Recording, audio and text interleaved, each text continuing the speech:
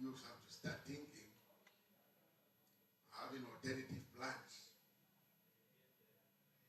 And I think that's where myself and Dr. Baraka started with having a conversation. What he can do to the university to address this problem. See that? Now you understand there's a problem, right? The head of state told you. You have a problem. Start thinking of alternative plans. Now that you didn't listen to the speech, what alternative plans are you working on? Zero. So I'm here this morning to help you dissect that information. Let's diagnose that problem together and try to see possible solutions. I'm telling you, if you don't take it serious, 10 years down the road, 5 years, you find yourself in a very wrong place. So let me give you the statistics. And let me test you first. How many people here know the percentage of civil service, people working for the government in terms of Cameroon population or workforce? What is the percentage of people working for the government? How many people here know that?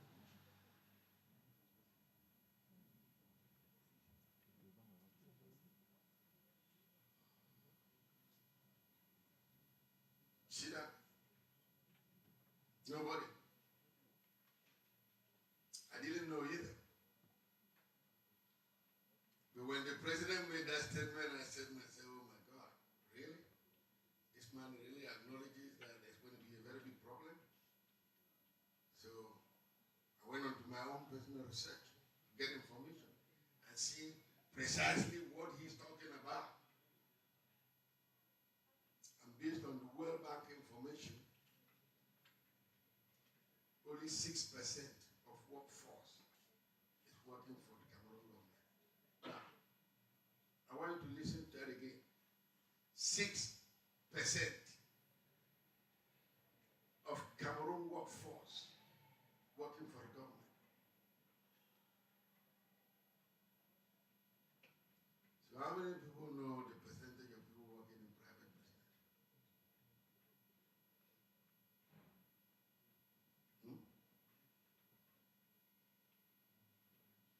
Nobody?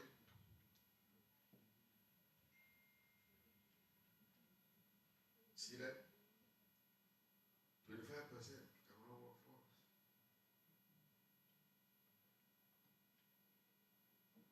Now, who knows what unemployment rate in Cameroon is?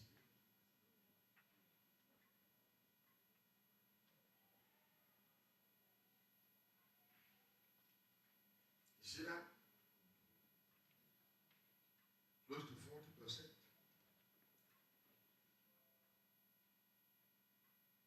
Look at those statistics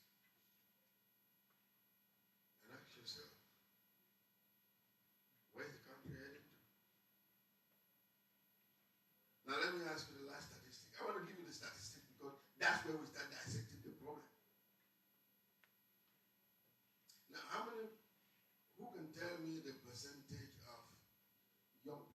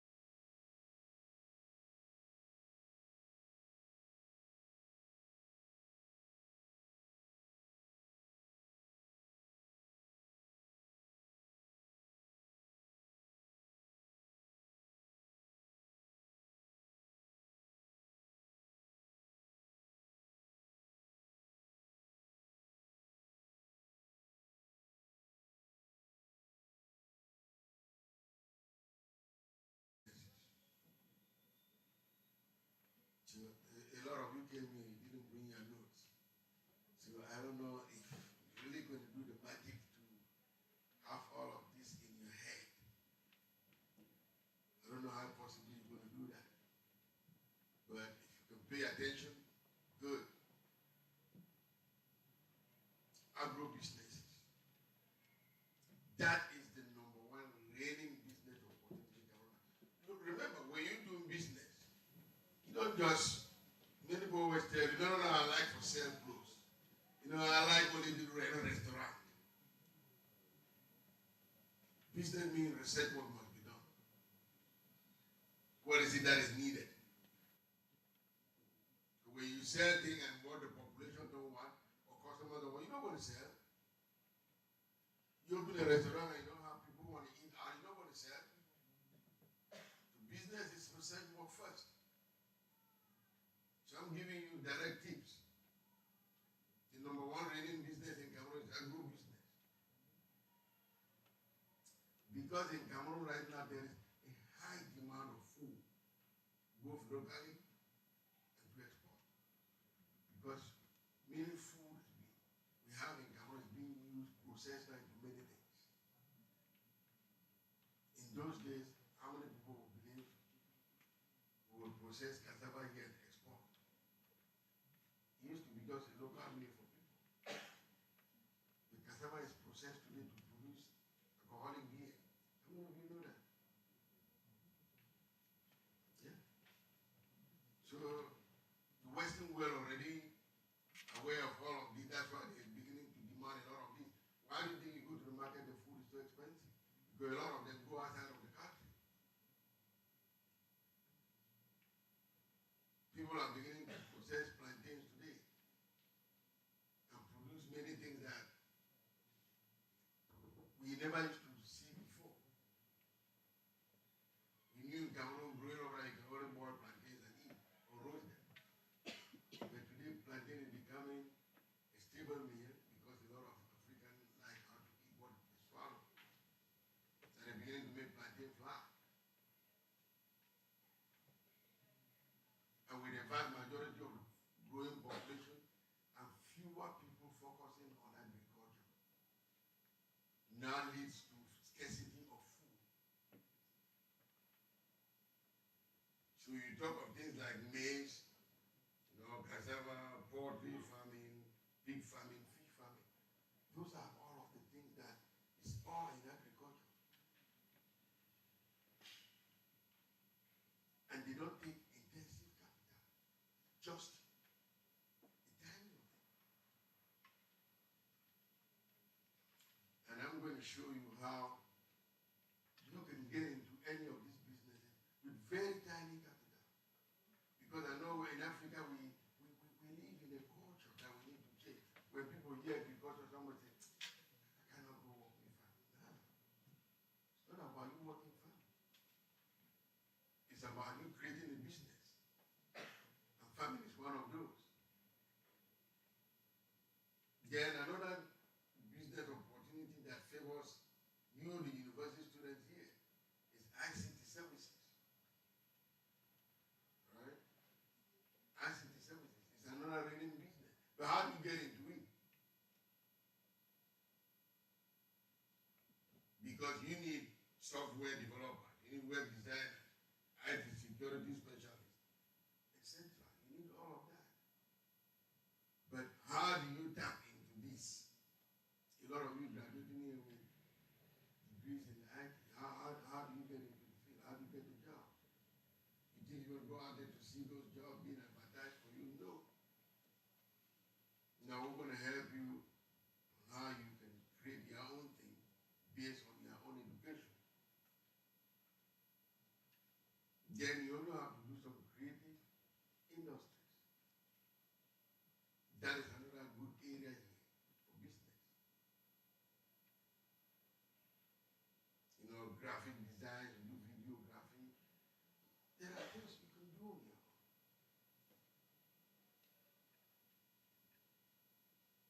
And consulting. How many of you are in business field? How many people are in business? All of you? Who's in business administration? Okay. You heard anything about consulting business? Now, how many people you have heard about consulting business in IT?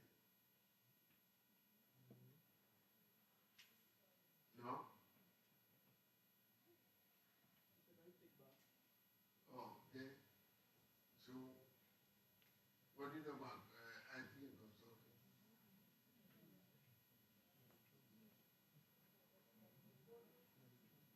No, I just want to know your experience.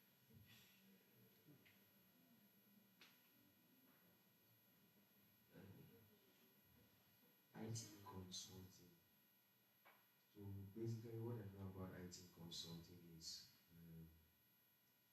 using high-end technologies now to get the best business models and ideas that are going to be able to scale the business.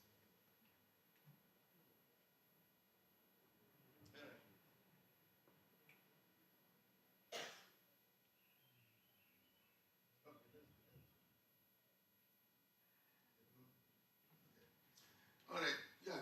When you talk of you doing consulting business, that is what we call contracting business, independent business.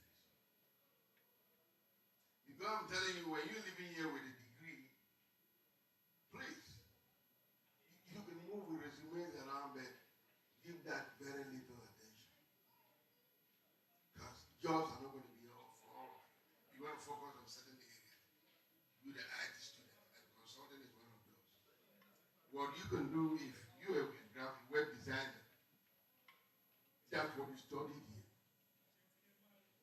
And you come up with your own little cards. And you move around with companies and meet them and give them cards and say, hey, you know what? I can build you a good website that can look like this. Even if you don't want me to build it, I can help you assist in doing some repair work on your website. If you have a problem, just call me.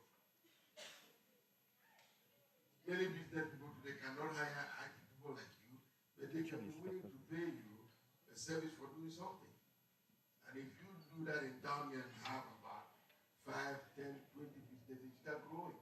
That's how people start developing consulting business. And companies will start inviting you. You have a problem with our website, can you help us fix it? Or can you build us a website? You can go sell your own ideas.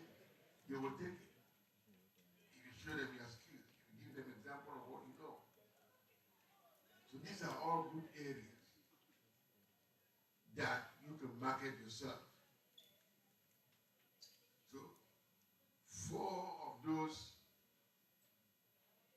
areas is where I wanted you to focus on. Self-employment.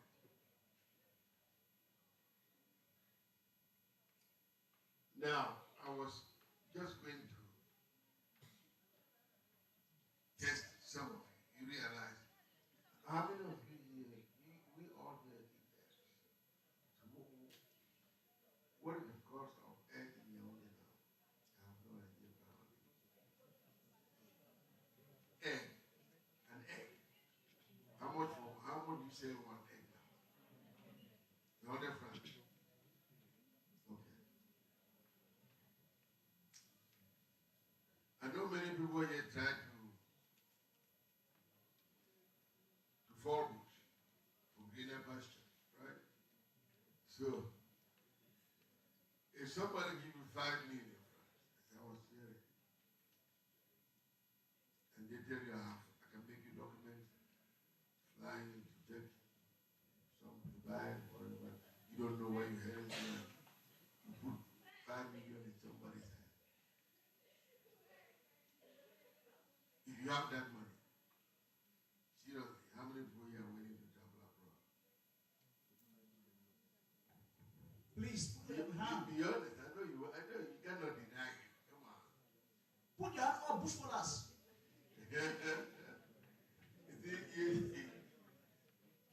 That's the problem. Well, this is where I'm taking you to. In business, we do analysis. In real life, you have to start doing individual analysis for you to make decisions. If you look at how we started this conversation today, if you were to score yourself out of 100, what do you think the score would be? Based on the questions that I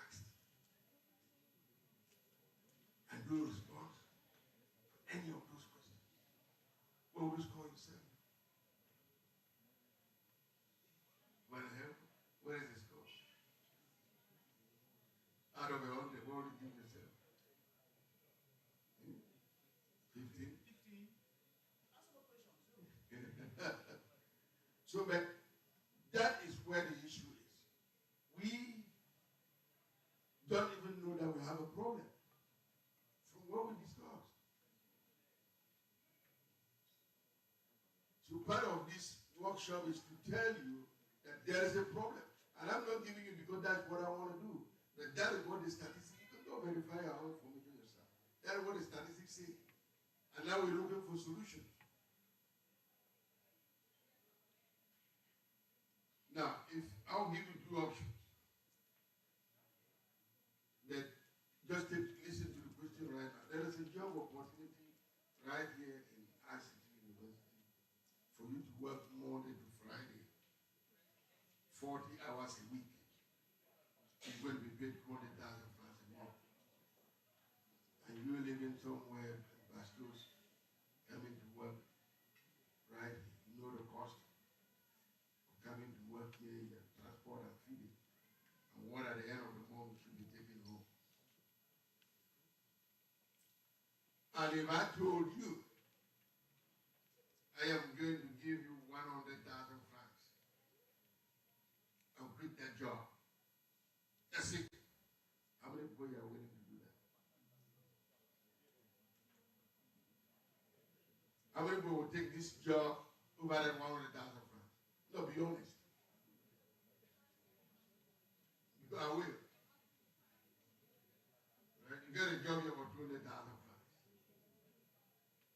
Coming here every day. 5 days a week. Another person is telling you, no, don't do that job. Yes, 100,000 francs go into business. How many people will take that 100,000?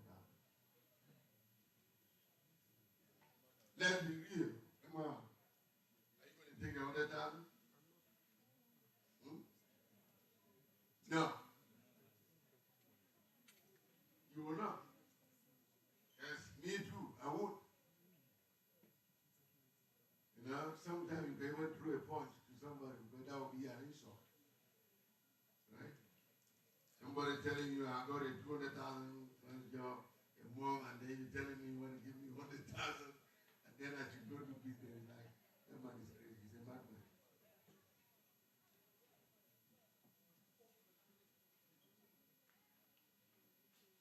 My friends, that's where the power of business is, and I'm going to teach you that. I want to demonstrate to you why I will take 100,000 francs over 200,000 francs job.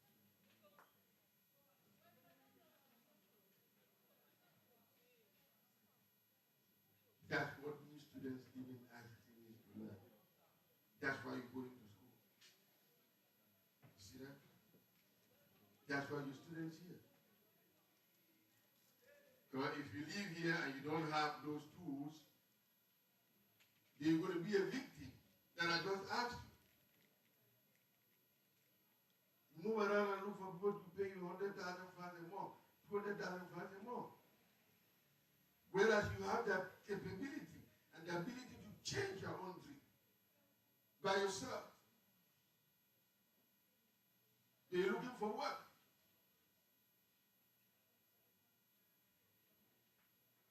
Let me tell you how we accountants work and how we do analysis of figures. Now you told me an egg is 100 francs. How many people here know the cost of a chicken or chick that lay egg? How many people here know the cost of those little chickens go back? How many people here know the cost of that? Cost of one chick. How much? Okay. That's why we're here. Now I want you to put your business hat on. Okay? We're in school now. We're not in town. This is school. That's why you see some people are billionaires, millionaires, and see other people. Education should be the foundation to change your future. But you going around and looking for work, it means you're searching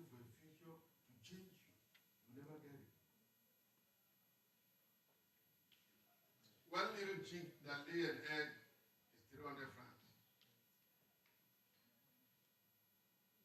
I did my research work. Go find out. Because they hatch the little chicken. The people who buy them to grow them. Those tiny ones, they sell them at 300 francs. So, yes.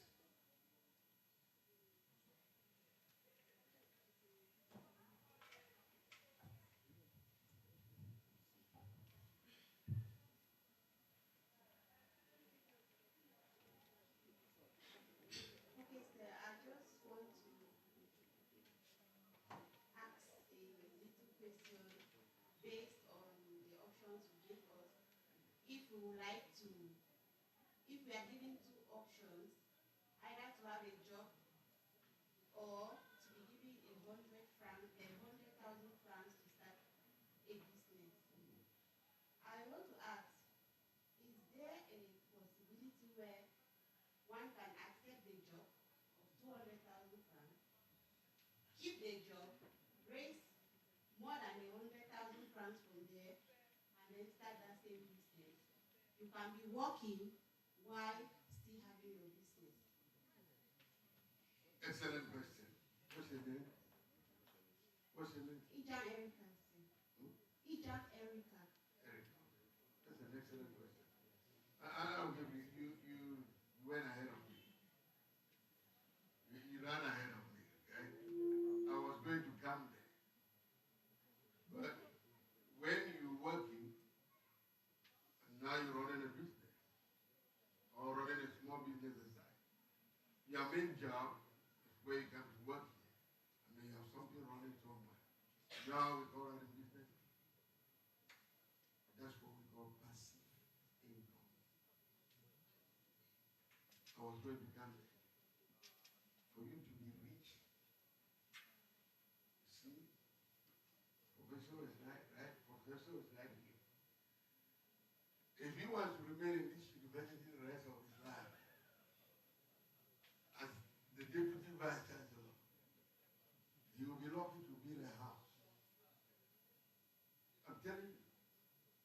Don't mind people doing in government there because they have a means of stealing the money, unless he has. You will find it hard buying a plot in Yaoundé and building a house. But if he gets involved in passive income, he can do that in 2 years. So let's go back to our original question of business. All right, we're talking about a chick for 300 francs. So if you were to buy 200 chicks, somebody should do it. You have phones. Multiply that by 300 francs. How much is that going to be? 60,000, right?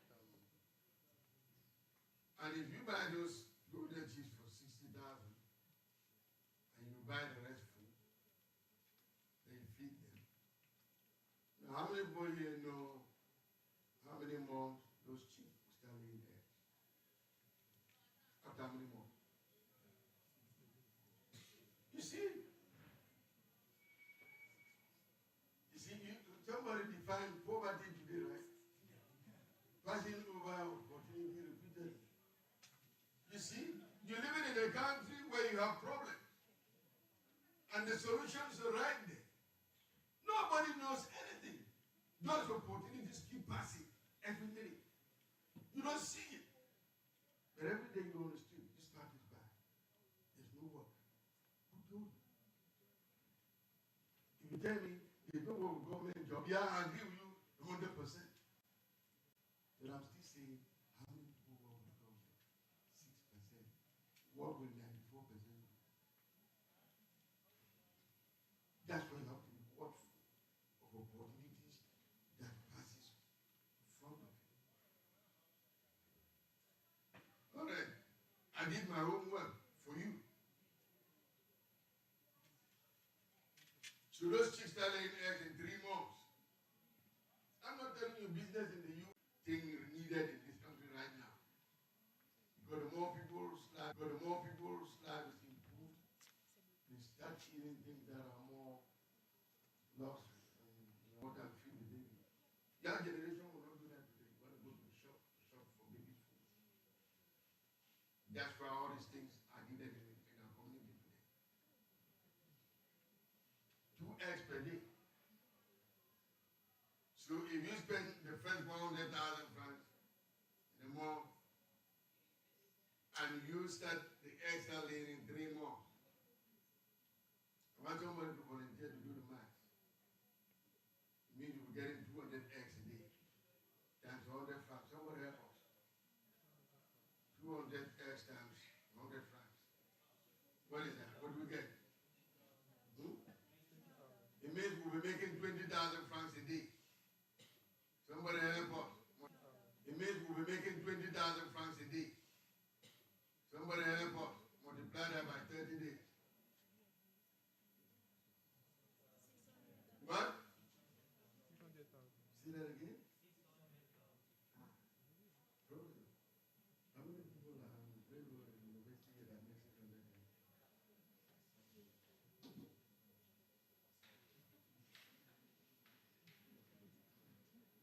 You see that?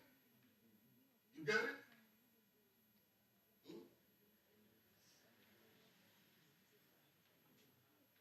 Now you see the power of business. Beating 200,000 franc job. You see that? And if you make 600,000 francs in a month, and you decide to invest half of that money again to bring in more cheap, we just started with 100,000 francs. Now in the first month, we are on 700,000.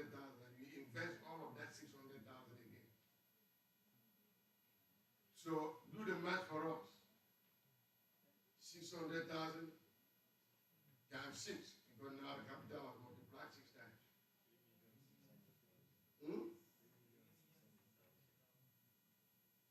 So when those ones we invest also take 3 months, we are already into 6 months doing that business.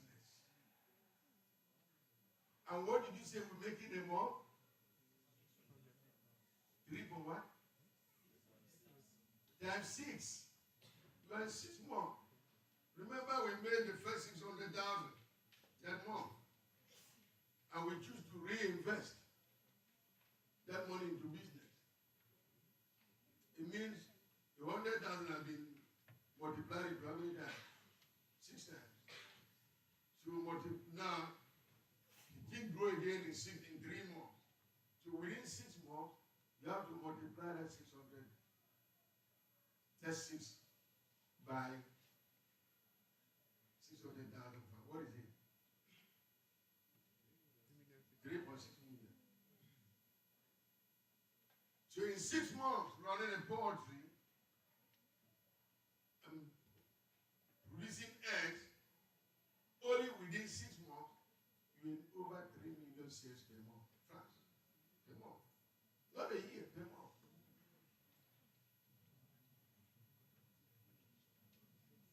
Then by the end of the year, where do you think you will be? You'll be counting tens of millions. And when somebody starts building skyscraper, how many people here from what do we always say when people get rich so quick? From another man is in the society. He just started doing this thing yesterday. Now he's already in millions and buying plots and building houses. Do you have believed where the 100,000 francs will put you in 6 months? Then believe. Do you have believed?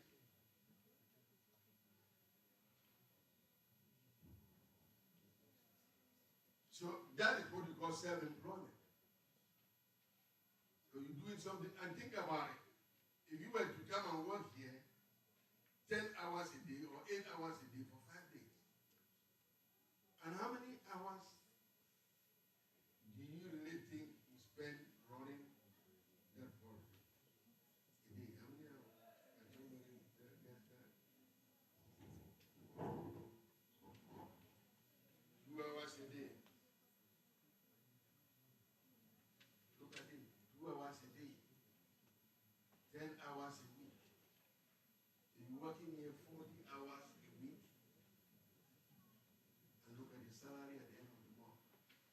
somebody working 2 hours a day. So when you get up in the morning, all you need to do is to clean the place and throw them the food. You can go to wherever you want. By the time you feed them again in the evening when you're back, give them the food, clean the place, give them the food. You're done. An hour each. The morning, the evening. Brings you more money. A lot of you know, because if you didn't have 100,000, you would not be here. What is the fees here? So if your parents could afford that much fee a year in a year, then they could as well afford it in helping you set up a small business. But they're not having the information and the education you have. That's why you need to come up with a business plan. You have to come up with a plan, which we just express and share with your parents, share with your friends. A lot of you have friends. Maybe they live abroad, or you can tell them, you know what, I just need 100,000 francs from you. I'll set up my own little business. They'll be willing to do that. But those ideas work out. There's somebody have a question. Go ahead. So I want to just ask a little question.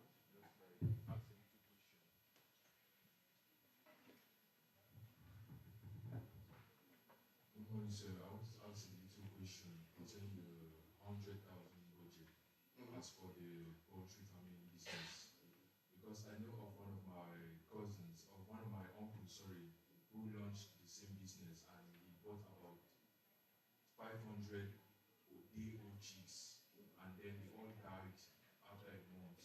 So he told me that it was due to vaccines and said for the information is that the vaccines are quite expensive and a day-old chick within 1 day to 30 days needs about 5 vaccines.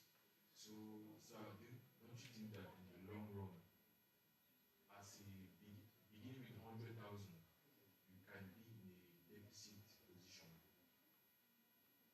I like your question. Okay? I like the question. But here's what I'm gonna tell you.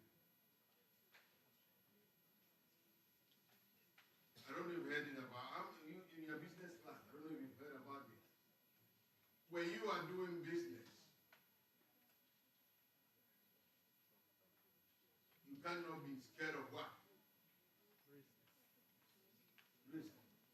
So just like they always say, if you're scared of the heat, don't get into the kitchen. Business is risk taking. That's what they say. Part of what they're saying is risk taking, but that shouldn't stop you from getting into business, because that is the norm. The richest people in the world today didn't succeed the first time they tried. Remember, they tried several times. But that's how business pays off. Once you get where they is, it gets to the point where the risk is now minimized. Probably because you have the capital to either reinvest when the business is not going, right? So what you're taking is part of what being a businessman is. It's risk taking. So we cannot be scared getting into business because there's a risk. No risk, no business. So it's all, I mean, I agree with you. It's not just what I'm explaining that it's going to be 100% without it. Don't go fail tomorrow and say, oh, you advised me wrongly. No. Like they always say, if you try and don't succeed, try again. And believe me, go look at the history of the richest people in the world. A lot of them have tried. So they've done all kinds of business. They tried this, they failed. They tried this, they failed. When they try something else, it worked. So don't be scared of the risk. All right? That's reality what he's telling you. They all died, that's true. But don't be scared of the risk. Business always comes with a risk. But once you succeed, it gets to the point where that risk will never throw you down again. So you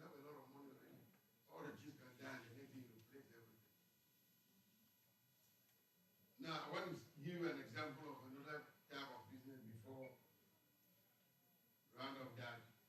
Then let's take another practical example of fishing. Now, that is another fastest growing business now in Cameroon. I'm telling you some of these things because you do not need any super preparation.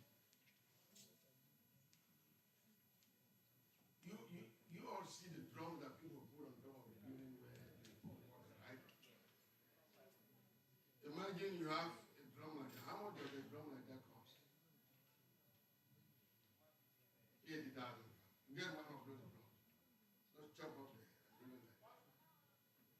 And what a lot of people do, you live in a compound where you have a tap. Make sure the tap is connected on top of it. And you have a drainage on it where you can always drain water. And you buying those fishes. Those fishes that one of them, you can buy them about, you got to sell them in a bucket where you can buy the county, like 1,000 of them, they can sell it for 300,000 francs. You think that is expensive? Is not. For you to have 3,000 of those fishes can cost you 300,000 because my investigation and finding will tell you 1,000 of them you can pay 100,000. So if you have, let's say, 3,000 of those little fishes supplied to you, so 300,000, and the most expensive fee you can have is 17,000 francs, and it takes 2 of those bags to feed those 2 fishes in a month. It's 34,000 francs. You fish 3,000 fishes. And the fish get ready in 4 months. That's all you do. Buy those little things, get the drum behind your mother's house, your father's house, put it there. Put it on that. Put fish in there. Fill in water. And every morning, all you need to do is drain the water and put in fresh water. And feed will take you just 34,000 francs a month. And in 4 months, you multiply that 34,000 francs times 4, will give you what?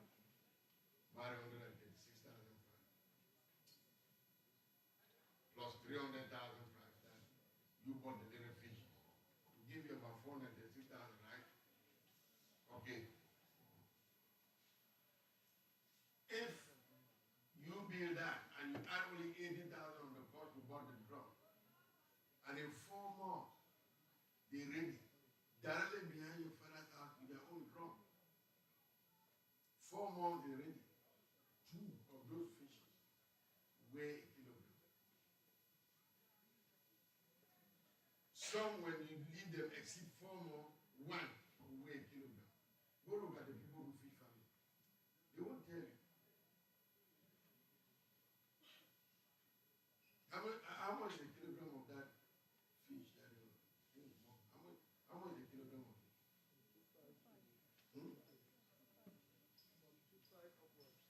2,500 upwards, sometimes 2,500, 3,000. Okay, let's use your analysis. It's 2,500. So if you have 3,000 fish grown in 4 months, and 2 of them give you a kilogram, right? So let's do the math. So divide 3,000 fishes by 2. It gives you 1,500 kilograms of fish, right? Then multiply that by 2,500. How much are they worth after 4 months? No, say that again. Okay.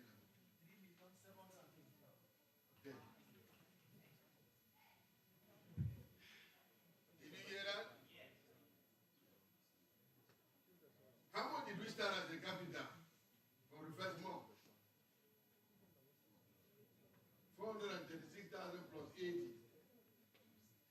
Roughly about a little bit over 500,000.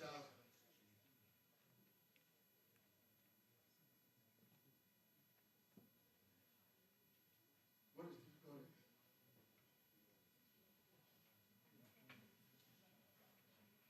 A business you started with under 600,000 francs. The one in 4 months is worth close to 4 million. In 4 months. And how many hours do you think you have to work on them a day? Just 2 hours. Maybe barely an hour. But that's the cheapest one. You drain water, fill in water. In the evening, and then you throw the food in there. In the evening comes the same thing, you just throw a little bit of food. And some people who are smart today, this is what they do. When they build a chick house that is growing to lay eggs, which we said before. Now, I want you to look at the relationship. Now you can put a 4-pole and build over the chicken where you have to put a net below and leave some space. Get some open hole. And right under there, you push the drum. The cost of food will go down because the waste for the chicken becomes the feed for the fish. So while I am making 3.2 million every 6 months of the chicken, below every 4 months I'm making close to 4 million for the fish.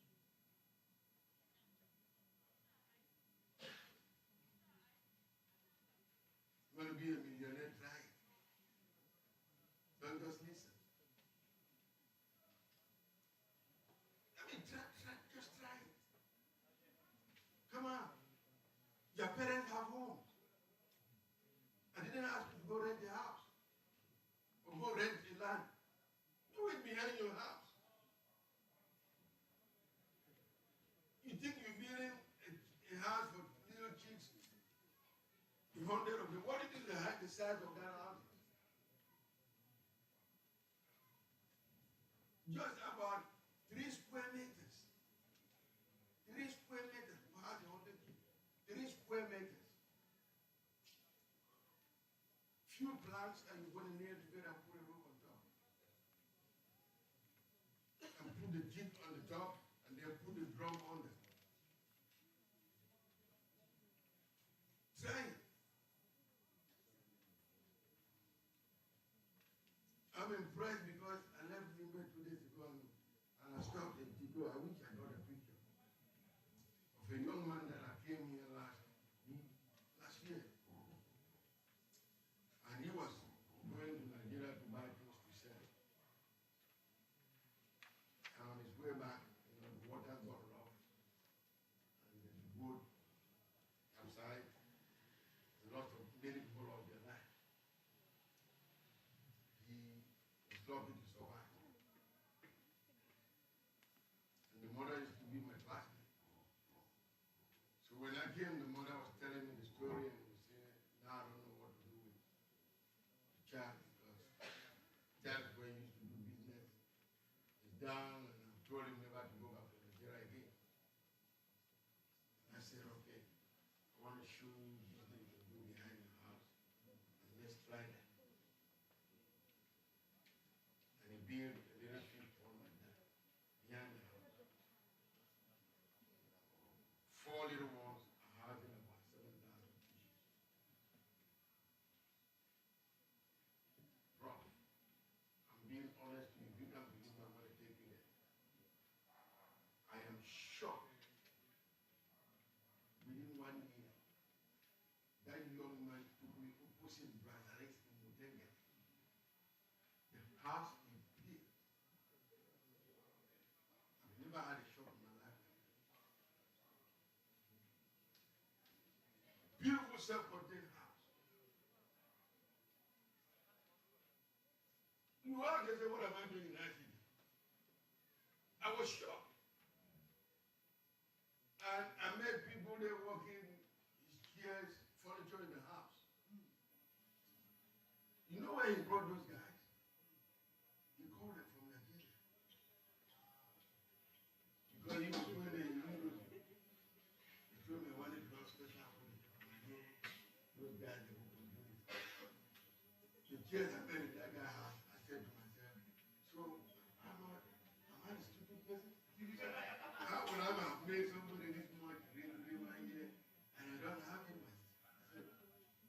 Sometimes I say, I said, I can't move back to Cameroon. But believe me, some of us are the kind of family. Because you cannot be that greedy enough. A lot of you will say that, how rich are you in Cameroon? I wish I could come back. I would regret it. If I knew what I knew today, I wouldn't waste my time. I like to come back. But when you look at the kids, that's where they used to. Now, if I start harvesting and bringing them back, everyone can leave it and then you become a greedy man. All this, you go look for issues that you don't care about the kid. That's what people will think you're doing. A lot of us, that's why we're there. I don't know how many of you have close to the box of America. I ask you, how many times you like to stay there? You don't. You all have seen everything. You realize where we're sitting on right here.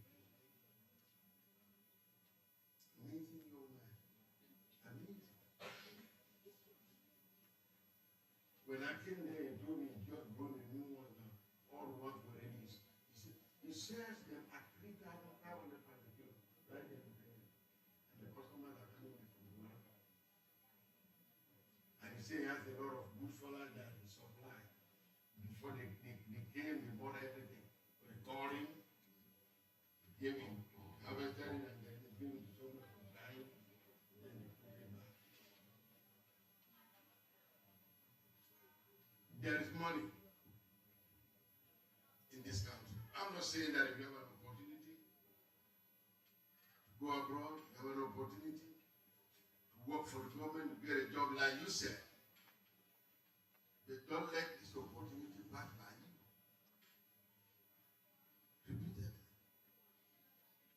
That's where poverty is centered. The salary that somebody pay you takes you nowhere. They only give you a little portion of what they make. I'm not saying that don't work. Then it brings me back to what you said. Because if Prof decides to do that, that to him is passive income. Active income is the one, the job you're doing day to day. Like he's working here, his job here as Deputy Vice Chancellor is his active income. Brings him active income. He works the pay. Then if he creates business aside, then he makes passive income. And the path to quickly get rich is what? Passive income plus active income. That's what makes you rich. So even if you happen to get a job, you still have to think about passive income. When you realize passive income just takes a little bit of your time. The chicken just takes an hour in the morning, an hour in the evening. The fish just takes 15 minutes or 20 minutes in the morning, 15 or 20 minutes in the evening. How much time is that? Just almost nothing. But look at the money you make out of it. Alright? So that is where everything is centered. Now, all of these things can then happen. There are few characteristics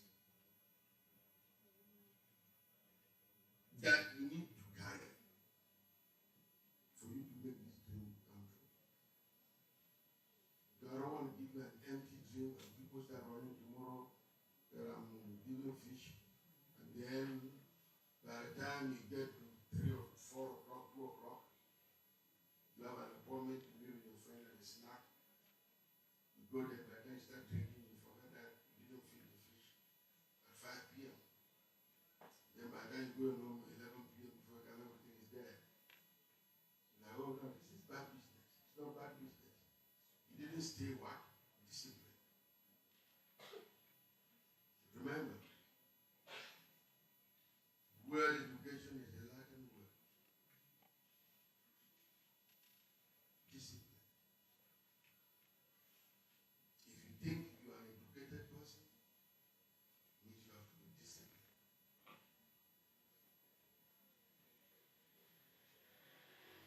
Now, ethical values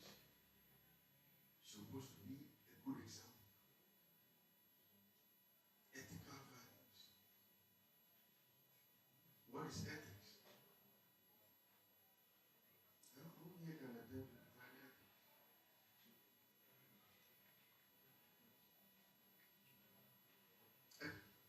Well, I brought my yellow, and I don't know who had it. It's children.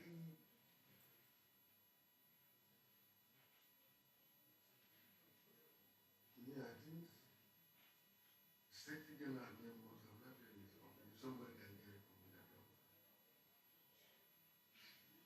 Now, ethics, simple put, right versus wrong.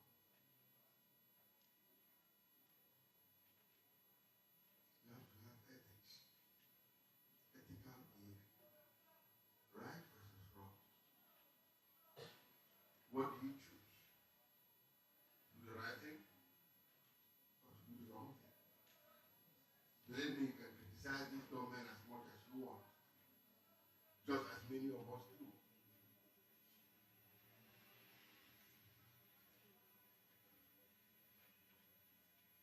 But what you will never get is the solution to the problems. So what I advise you this morning is about solutions to your own problems.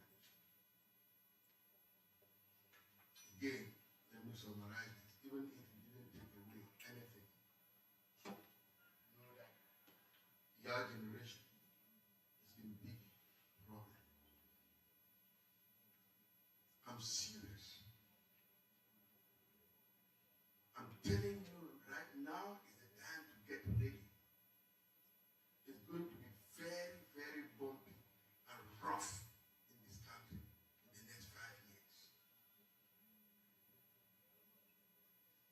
You can quote me anywhere. Don't say it. It's not magical thinking. Simple thinking. I don't do population counting in this country. That's what the records show. Population statistics in this country. You are 65% of the population of Cameroon right now. People doing nothing. Where do you think you're going to get jobs when you get out of school? Where? Look at what is happening with the government. The 1% of government work we had is gone. ENS gone. Teachers training gone. We go to the public, no gone. This is gone. We are under 1% right now. And you think you're going to get jobs where? Except that you have another planet to go in. You're going to live in this Cameroon, in our country. Then you need to start bracing up. You know when the hurricane is coming up, go get ready, right? They take off the glasses on the window and put strong wood. But when the wind, strong wind comes, they blow off the glasses. Imagine you sleeping and a piece of glass is coming right to your face. That's where a lot of people die during strong hurricane. So people take off glasses and put solid wood. Prepare in a way that when the whirlwind comes, then you can survive. The hurricane is coming. Now is the time for you to take off the glasses on your houses and put the solid wood to stand the strong wind. I mean it. A good number of you who want press hour on Saturday, you tune in on Sunday. You hear me say 10 times what I'm saying today. I don't criticize the government, but I give them facts. And those facts come from their records. They want to use it, they use it. They don't want to use it, that's fine. The people like us will be willing to share back to you. Self-employment is the option right now. Many other business opportunities are out there. Work on them. Try to want to be a consultant. Come up with a business guide. Go to places. Tell them what you can do. You can meet a small business. I can create a website where you can be advertising your store and the things you do. And you do that. Say, they pay me some money. And you can be That's what a lot of independent employees do, especially in the Western world. It's the most popular way people make money. People develop their skills and send their skills to businesses that they don't need their skills. So that you don't have to give you a full-time job. If you can call you when they need you and they pay you to do the job. You have 100 customers that are good. In a month you can make a million or more. And then even if you make that money, remember what she said. Go to passive income. Alright? Are we good to go? So when I come next year and I ask this question, how many people? You don't have to graduate school for you to start what I'm telling you now. Please don't begin the example that I gave you, but I want all of you to go back home and start with 10 kids. Right? Start producing 20 eggs a day. You have 2,000 francs a day. You have 60,000 francs a month. That is nothing. That is what your parents give you as pocket allowance. You come here. Use that pocket allowance and multiply it. And when I come back next year, you tell me how much you made just from 5 people you have behind your house. Amazing. This country has a lot of money. If you want to go to cassava farming, if your parents had land, you don't have to work for it. You have a company, they can give you 1 million to pay fees, and they can give 1 million to go start that. Then go look at land and ask somebody to clear it for you. They always wait. When the soil gets ready, you put the cassava stem, maybe you have 500 hectares of land. Yeah, put it there. And cassava is something when you want to plant, you just leave. Then come back at 9 months and find people to uproot it. You harvest cassava full in this house. Now, and those people who have company producing Ngalle now or whatever, you don't need to go call them here. And they can fill up 1 truck or 2 trucks or 3. And they pay 1 million. For doing just a little. You didn't participate in clearing. You didn't participate in uprooting. But you use your management skills to coordinate that 1 million and then it brings you in more money. That's what you do. So don't go in there, put somebody say, well, this one go be a farmer. You don't have to buy a machete and go be clearing land. You don't need to do that. ICT must show that example. Parents can bring you here, maybe they can afford 1 million for you. And when you get out of here, there's no need that all of you will not be able to start a small business. Just tell them that you paid my fees for 4 years. I need another fee for the 5th year, and you're done. Then you try to multiply that money out and see where it takes you at the end of the year. You'll never regret coming. The IT skills is not just for going for IT work. You can use those skills for your own self. But now I have a cheap farm to build a website yourself, right? And selling, and people abroad will know that you have a website that you're producing chicken eggs. They'll come and buy right in your place. Go together? Is that a deal? All right.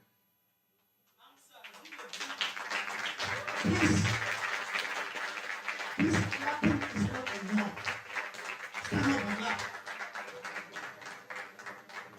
A very big clap.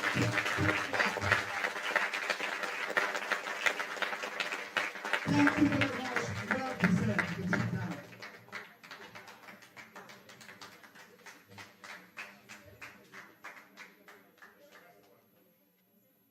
I am freed profoundly.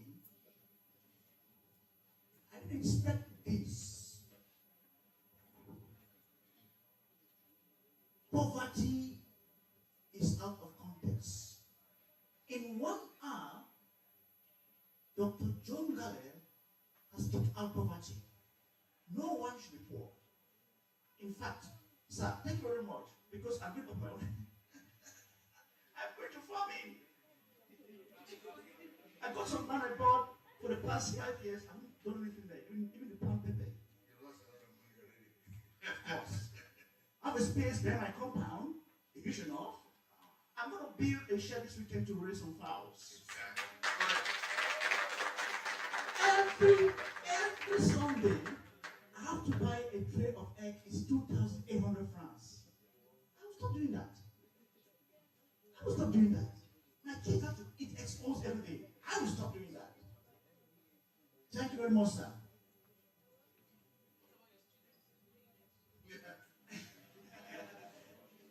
Of course, if they have their own.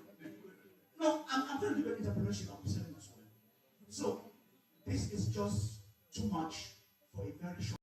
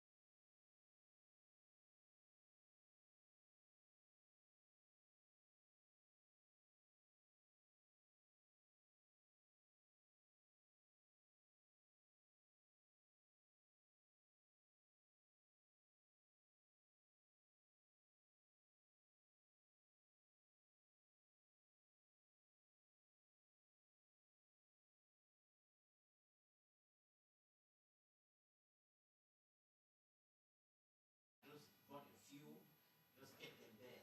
One morning, all of them all dead. How do we manage risk in such a situation? That's my first concern. And then the second concern is getting started has always been a problem. You talked of a little capital of 100,000 francs. Doctor, I want to assure you there are some people here within a year that will be able to save 100,000 francs. To be very frank about it, that is a major problem. How to start up? Because a friend told me he started off a business by going to borrow. Can we borrow to start up a business? Doctor? Thank you very much. Okay, the first question you asked about risk. Well, probably the button I didn't hit high is that in business, I did not just tell you that when you want to do fishing business, then you just go start building and don't go buy fish and put it in there now. Like the young man I told you is a success story. I had sent him to somebody who was already in the farming, fishing farming. Go meet this guy, let's compensate him, and let him give you a good training. Because someone who's been in fishing business for 5, 10 years knows the risk in it, knows how you can minimize those risks. Like I was telling you, I'm going to tell you, hey, if one of the person who is not disciplined, you're out there like partying, and you go far to Douala while you didn't assign anybody to feed the fish. Then same thing like chicken. Somebody won't tell you I forgot to feed them in the morning. So I don't know.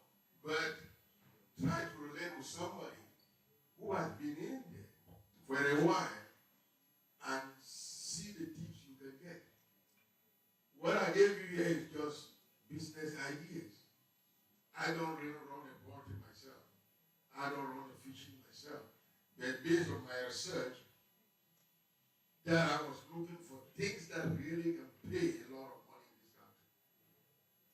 That's how I came with, especially these two top ideas. And I met the people in their business. I interviewed them. I didn't get anything from them. No, I didn't make it up. I interviewed them to see what they go through and how they get through this. So they succeed. Don't get into it without knowledge. Look for somebody who is doing it and succeeding, and let them give you tips of how they do it to succeed. Then on the loan issue that you talk about, I could understand that if I met somebody just walking in the street and I tell him go do business, he tell me I don't have 100,000 francs. Then you will know that will be an understatement to the students. Because you know the fee they pay every year. I don't know the exact figures, but you know. And you know the fee they pay here versus 100,000 francs. It's just an understatement to them. So if they really want to succeed, and it is their job to tell the parents that, hey, I graduated here, I learned a lot, they taught me business idea, and I want to begin it. I just need 200,000 francs from you, 500,000. If they pay this fee here, they should be able to provide that. Unless your parents don't buy it, which I will never ever accept, because I know the people coming here, the kind of homes they come from. No. So, with the capital, these university students, they have the family support to do that. They won't be here if they didn't have that family support. So if you don't go to be here by telling me because you don't have the 200,000 francs, you're kidding yourself. You sitting here right now, you paid more than that, right? Did I address the concern, sir? Yes. Okay. Thanks very much, Dr. John Ngalle. Business mentorship, in simple words. Get a mentor, get a training. There are so many resources online, on YouTube. See what others are doing and learn from as well. What next, please? Next question. Ladies, please, you have to do teaching business. Thank you very much, sir. Sir, I just wanted to ask a little question.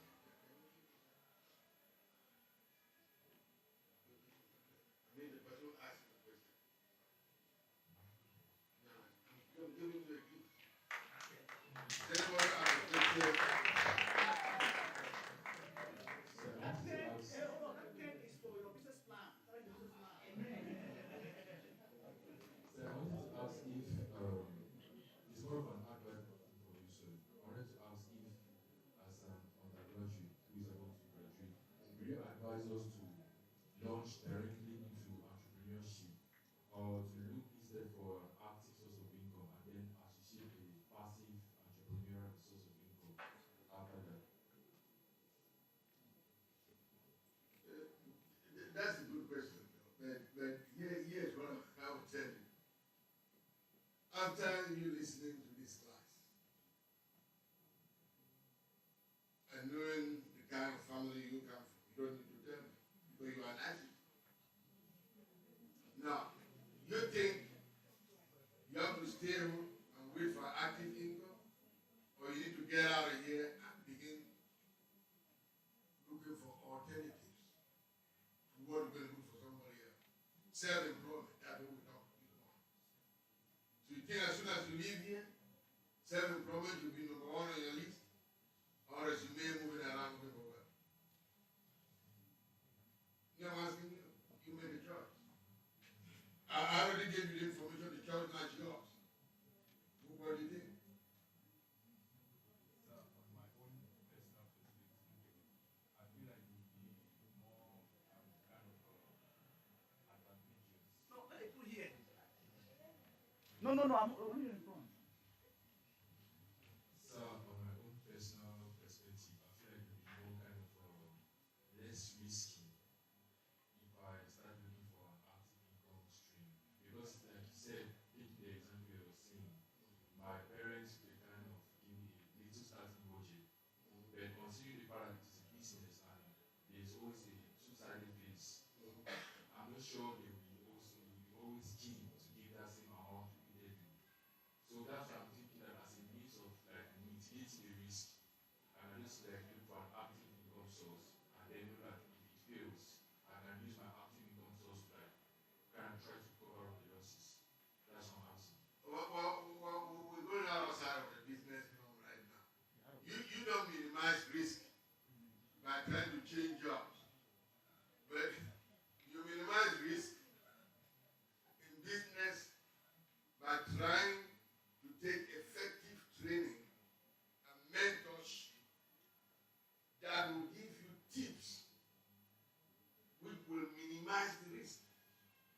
you ask yourself, you have people doing poultry business, right?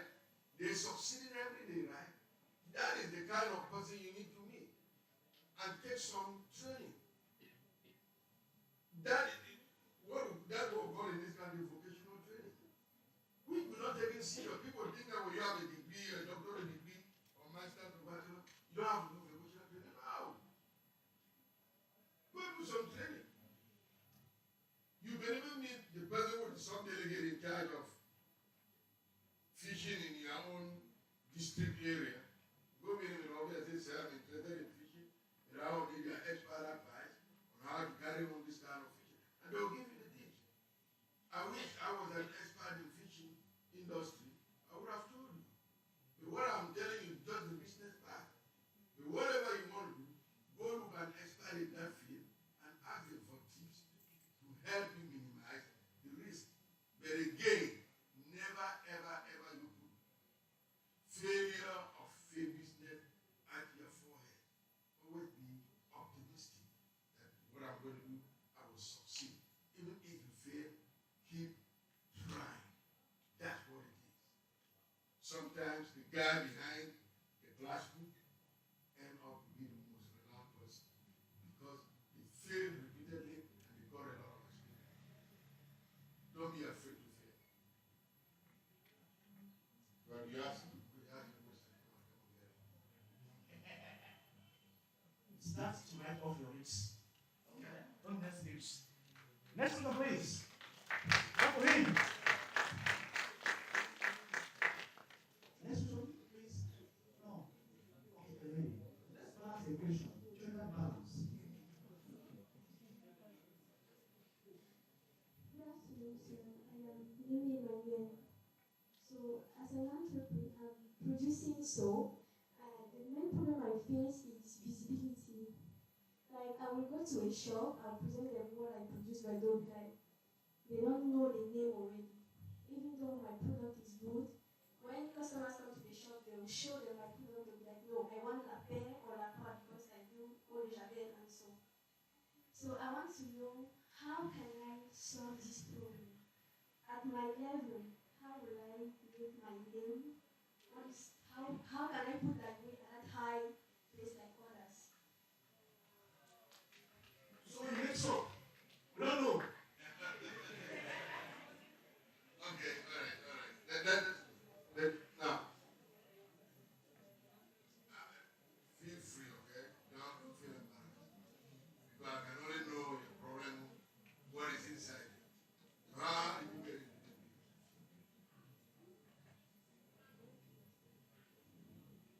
So I followed the training when I was in lower seat. I think it's TIA. Yes, I think some on social. It was an IT training, but they gave us a bonus of how to produce soap. So some years after this level, after my advanced level, I was always on YouTube. I was seeing business ideas. I still fell on videos of how to produce soap. I said, oh, I have a certificate on how to produce soap. Why not learning more? So I tried doing in a small quantity with my pocket allowance, and I showed my dad. He was like, okay, how much do you need to produce more? So I produced 100 liters, but I think I sold them in 5 months. But the major problem was that it was good, but people were scared to take it. Like, are you sure you did the right training? Where do you produce? And they were shocked again when I produced. I said I produced it in my house. So they are not confident. Yeah. So, and as I was talking about the name, when they see the name, because the name is Shine, they're like, you don't know Shine, you know La Croix as Eau de Javel, you know La Paix, but you don't know Shine. And since I produce it in the house again, they feel like maybe it's not of good quality. Okay, good. Now, listening to your story and what you just said, now you can, for yourself, see that what you did. But I appreciate your effort, though. You did that in high school, and that was a lot of courage to do that. Okay? But now, you're in ICT University. You came here for education. This is you in the workshop. You heard what we said. You can now go go back and start seeing the steps you skipped, right? There's something we call a business research and development. So you hear that? That is the key step. Because when you're doing business, you have to figure out what? Conduct a research. What research are you conducting? What am I producing? Is this going to be sellable in my community? Do people want to know this? Can they buy this product? Can they trust me? Do I have a name behind the product? That's why a lot of people who have good ideas like you end up selling their product through another company. In a big country, that way you are. You could not go to CCC and say, look, I have an idea. There is this soap I'm producing. Okay? I want to stay behind the scene. And I want you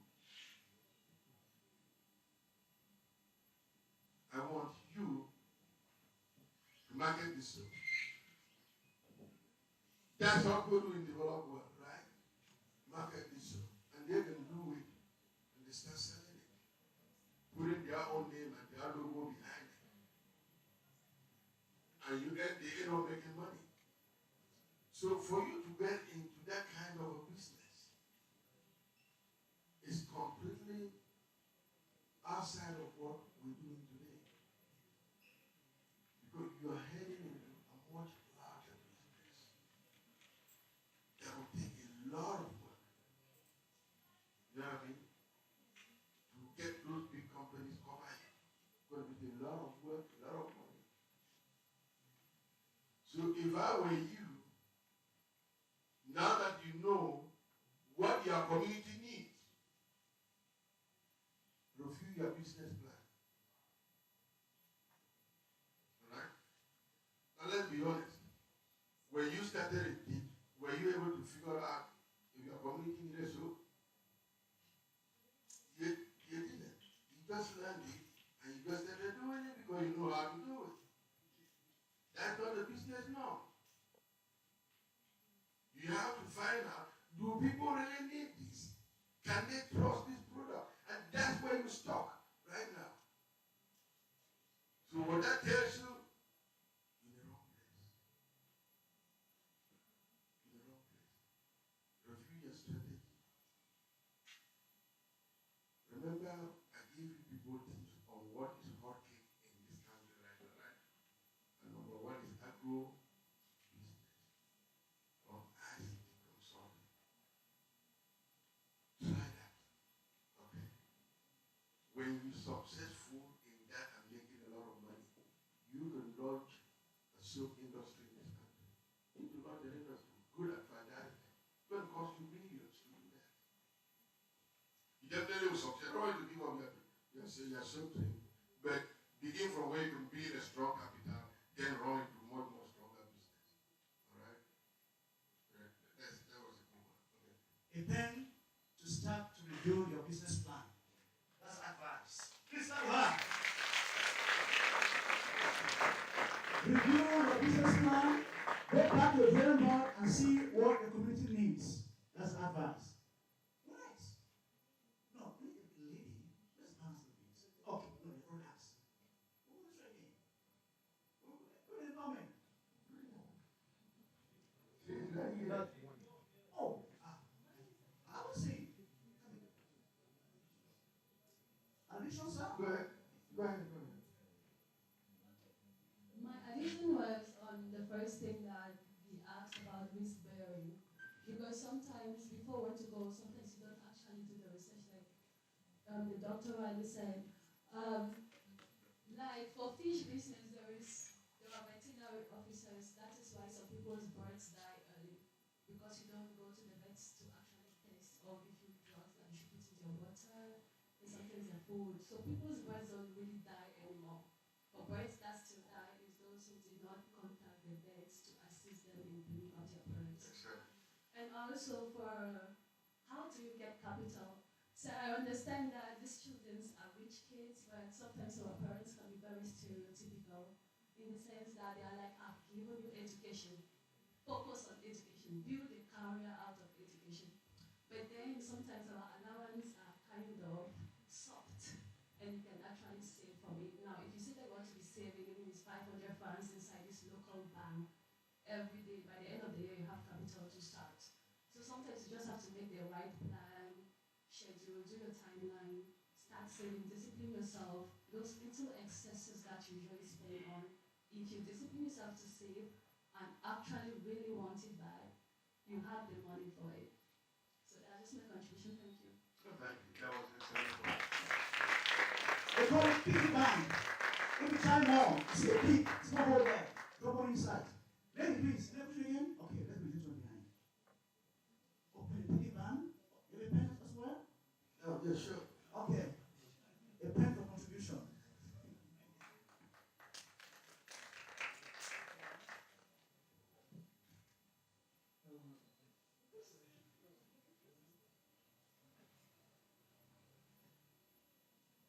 Afternoon, sir. I'll first of all say I'm a young entrepreneur involved in the, how can I say, the business for 2 years ago. The main problem I face, because I'm making organic food nutrients, I need to organically produce our products in the farm. But since I started schooling, you cannot follow up the workers.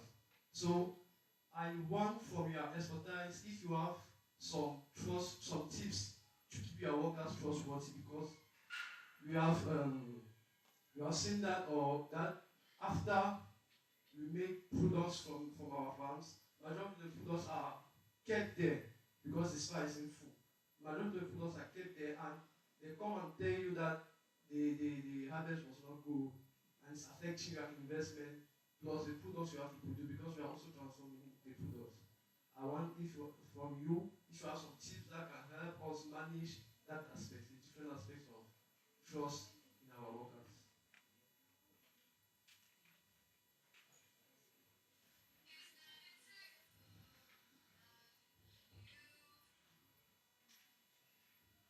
Okay, good question. Okay, but let me tell you first. My experience growing up in this country and coming here all the time and visiting offices, what I see.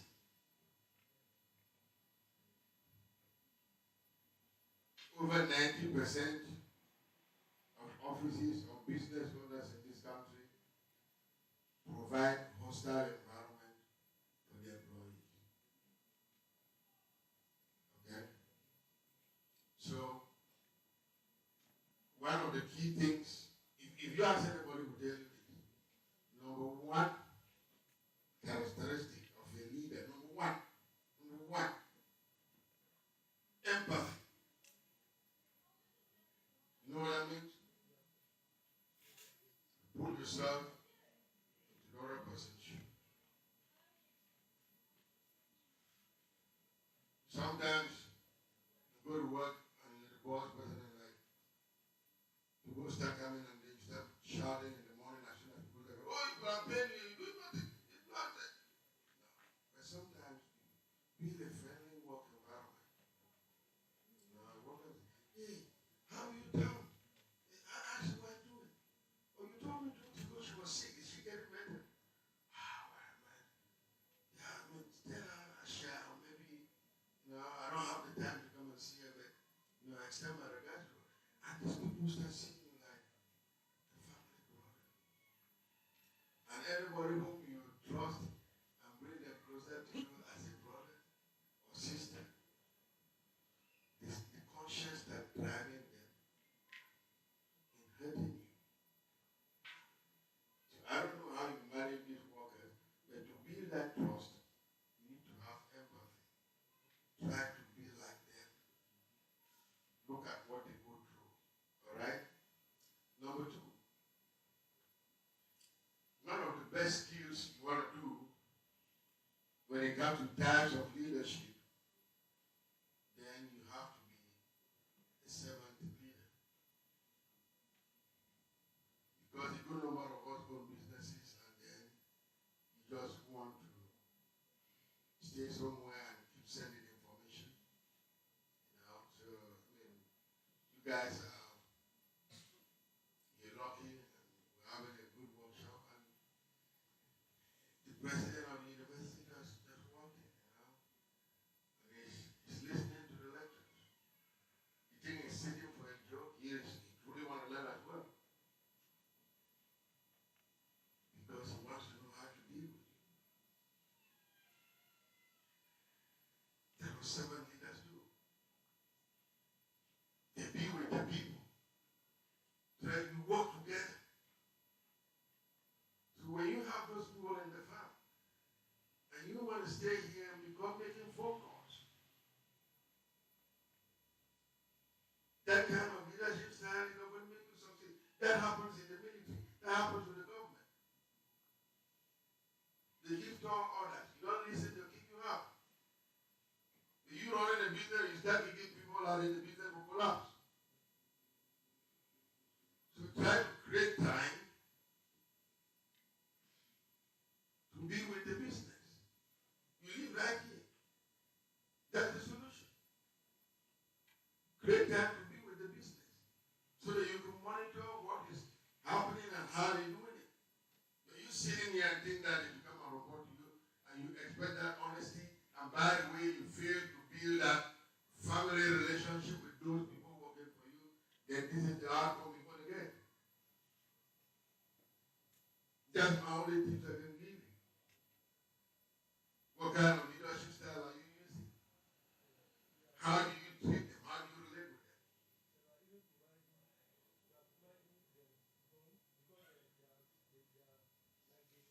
Young man, please, what will you receive organization? Sir, empathy is seen like I would say, the core of our management system.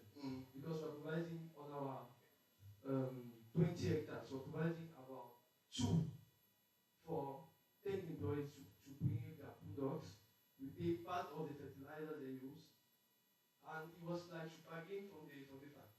From the fact that I personally or my parents will not be there anytime and to see them. Because when I was for Ngalle, I had sufficient time to go like two times per week to see the work. But now our timetable and all the activities are involved here in ICTI cannot really. So we try to bargain by providing more facilities like light and there's a well-equipped home where they can sleep if they have some problems.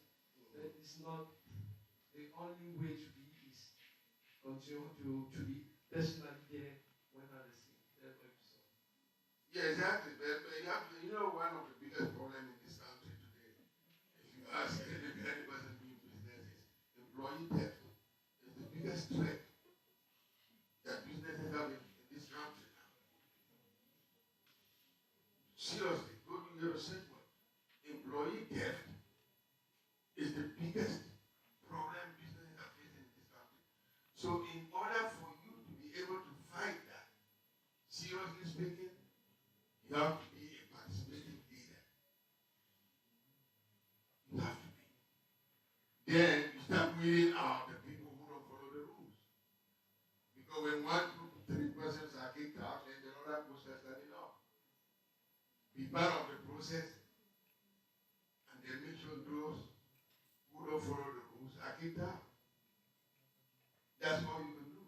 But as far as you don't have the time, that is why it's hard to be in a small business or self-employed business. Because small business, the owners spend a lot of time around it. Thank you, sir. Sure. Did you get your pen? A pen to start paying attention, working closely with your staff, your workers, knowing them, and take the bad ones out. Write it down. One more to go. Am I correct? On the road. One to go. So, good afternoon, everyone. I want to start by saying that entrepreneurship is a scam. That's what some of my customers have always start to work with them. I am a video editor, I'm a content creator, and I'm a trainer. So, so regularly, I'm exchanging with entrepreneurs, both low beginners and those that are already having a certain level. But there's always one question that is coming. Will this thing work for me? Will this content creation stuff be really worth it? Because you know that there are many aspects of entrepreneurship that are necessary to make a business grow. But you know that if you don't have those customers, those clients that are coming to give us that money, it will not be going on. Like it will be stagnant. So my question is the following. Do you think content creation is the way to go for entrepreneurs with low budget? Or do you think that it will not be helpful either for entrepreneurs with a low budget or entrepreneurs with a really high budget? Thank you. Okay, just leave the mic there for a second. Now, the question I want to ask you, what kind of content are you creating? Educational. What is that? I don't know what it is. I am doing giving tips on how to make video, on how to edit videos, on how to create content daily, depending on your activity. If maybe you are in a barber stuff, in a barber entrepreneurship, I'll propose you type of content that can help you grow your audience on social media, and that can help you connect with your audience. Depending on the business. So what do they tell you when you tell them that? There are some people who have already understood that it's the way to go, especially when you're having a low budget. There are some people who are asking you that will it even work, because they are maybe in 5 years of entrepreneurship, they have never been in that sort of content creation, and they want to start, but they are doubting, will it be worth it? Will the money that I'll give you give me back that money? Yeah, okay. See, you answered your own question, because again, I'll still go back where we started. Research and development. Content creation is good. It's good business. It's what is raining now. But if you go to a small business and you're telling them about it, but in a business language, we call it before that's advertisement, which is now being modernized today and called in a different language than content creator. Because you want to tell me I have a restaurant, you can do all of this and put it out there in social media, and then that can pull in a lot of people. Yeah, nobody asking you that question, because you're talking to the wrong man. You need somebody with a small business who, in the first place, what is the education level of the people you're talking to? See that? That's where you get lost already. The people you're talking to, those who are small business in this country, they don't have that education which you have. They can never ever understand that language. It's something like go meet a small business person and tell him, pay me money and go advertise in a newspaper. Oh, you think they're going to do that? You don't. But look at every single newspaper you have in this town. At the headline of it, the first thing I always see, the ICT University in Yaoundé. They're advertising. They're paying for it. Because the man that has the institution understands the power of advertisement. I have friends who've called me and they ask about the university. And sometimes some people say, oh, you know the university? Oh, I heard about it. I didn't know. And some of them are sending their children there. Through advertisement that they see. So small business, brother, is with advertisement, is still young and very difficult But he has to go to bigger business. But if I were you, I'm not going to say quit. But then, here is what I will do. When somebody tells you, I don't trust you. If you show up your job, say, hey, you just have to do it, baby. I'm going to take a business, put it out there in social media, and grow it in 6 months. If you have customers coming in here, buying your products, 10. If I don't multiply it 10 times in 6 months, don't pay me. Let's go into agreement. That's how you do business that don't trust you. The same thing the bank does. You go borrow money, they look at you and say, no, what about it? The business, what are we going to do? You don't have a house. Or let's do a collateral security. That house is worth 50 million. And we can borrow you 10 million. So that if you cannot pay, we will sell the house, take our 10 million, and then give you the balance. That's what the bank does. That's for you to can bet on your own customers. Hey, I'm going to grow this business for 6 months. This is where we're going to be. If we're not there, then don't pay me. Business is risk. And then they will pay you, and in 6 months they will see sales multiplying. And they were like, you're right. I can see your hand in my business. And those people are those who can empathize for you, and then it starts spreading like wildfire. But what you're trying to do, you're shifting your own risk to them. No businessman would accept that. But you're telling me, pay me up front, 50,000, I'm going to do, trust me. And that's why he keep asking you, what about if I don't see it? What did you tell them? You keep just telling them, no, it's going to happen. You didn't say, I'm going to pay back your money twice. Because they are afraid of the risk. And you too, you are afraid of the risk. You're pushing it to them, and they're pushing it back to you. And you're the one looking for business. So you should be the one taking the risk as a business owner. Tell them, let's just go in paper agreement. In 6 months, this is what I can do for you. If it doesn't happen, don't pay me. It happens, pay me. If you make that kind of, it's risk. You are taking very good. They may not see any change. And they may be able to see changes, and you bring in more money. And that is when your business will kick off. And people will say, you everywhere at the bottom of the town, that there's a guy, you register to him, your sales will plumb up immediately. That's the best I can tell you. Because the problem right now is who should take the risk. Thank you, sir. You're welcome. Clap for him. That is a pen. Start betting. Not money's bets. Start betting on your product quality to you trust. Not money's bets, please. No work. A question? Well, that's the president giving me that. I communicated with him before I came. Great. He is a senator.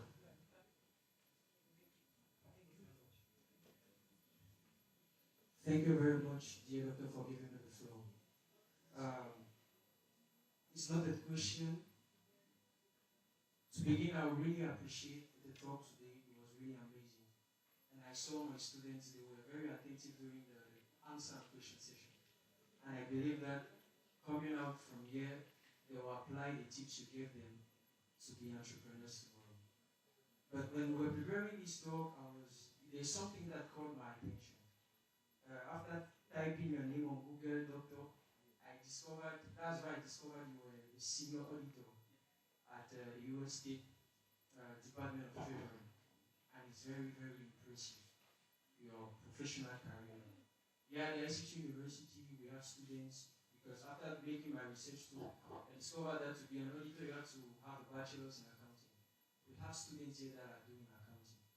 And please, can you present yourself? Who is Dr. Joseph Ngalle? What is the path you took to become a senior auditor? It's very important because multiple initiatives have been brought up by youth-led association, even the government, to connect role models to young people. And today we are here, young people, and we need models like you to inspire us to go where we are going to. Also, I really wish to say this. We know the context in which our country is with fund mismanagement, public fund mismanagement. And today we are here, the young generation, that tomorrow we are going to be at those positions. What is the advice you can give us as young people that tomorrow are going to manage public funds, that tomorrow are going to be auditors, to make sure that we attain development in Cameroon? Thank you very much. Wow. Yeah, listen. I mean, yes, Senator, in this school. I don't know how that's Senator. In fact, I would want to say this. It's not on my place, but I would have the privilege. He is part of the youth parliament. He's the senator for the Douala regions, right? And double to that, the steering president. So he is in the government. I asked that because that was an excellent question. I know you asked two questions, the first and the second, but I would like to begin from the second. You see, when I started work today, when I started my discussion today is this. The problem we have in this country in terms of public service is just one word: greed. And some of you who go to church, who read the Bible, I mean, I'm saying what I read, I don't know other churches. You know how the Bible defines greed? The greed is a disease. Disease that controls the mind, the inner mind, to make you look everything around you to be yours.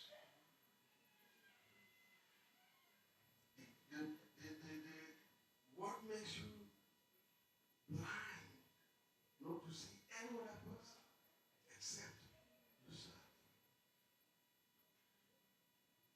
And that is very dangerous if a human being gets to that point.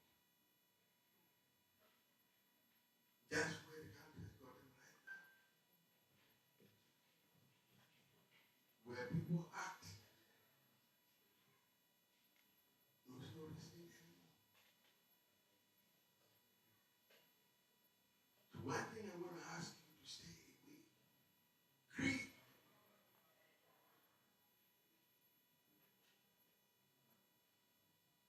Social development is what is vital. That's what drives the economy. An economy, that's what shapes the political landscape. And the political landscape is what makes us live peacefully and happily as citizens. So when you destroy that path, because you're lying a lot of money in the pocket for yourself, you've destroyed everything on that chain. And everybody is affected, including yourself. You think ministers don't go leave here and go to Douala for meetings? They use those roads. It took me 7 hours from Douala to here. How many hours do you think it takes them? The road doesn't know what's a minister who's just a common person. If it is bad, it's bad for everybody. If it is good, it's good for everybody. So when you have an opportunity to serve in government, to be everywhere, be the example of how you want that community to be. Stay away from greed. But the young generation, I must be honest with you, is taking the same footsteps. Because right now, how many of you are trusted? How many of you work for somebody and you don't play games around that person? You calculate yourself how you can make some money out of it. Forgetting that when you kill that business, everybody employed in that company will lose their job, including yourself. So we have a problem.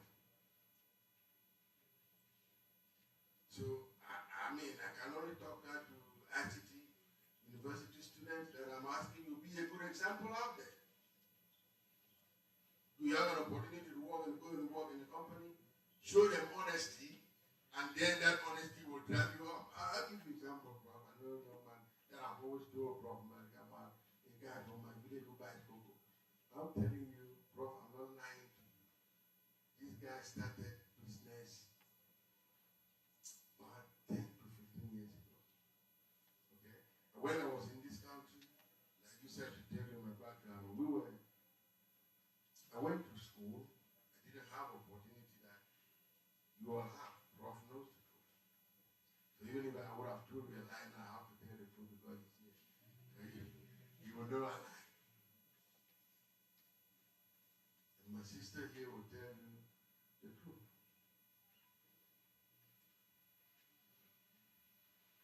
When I started school,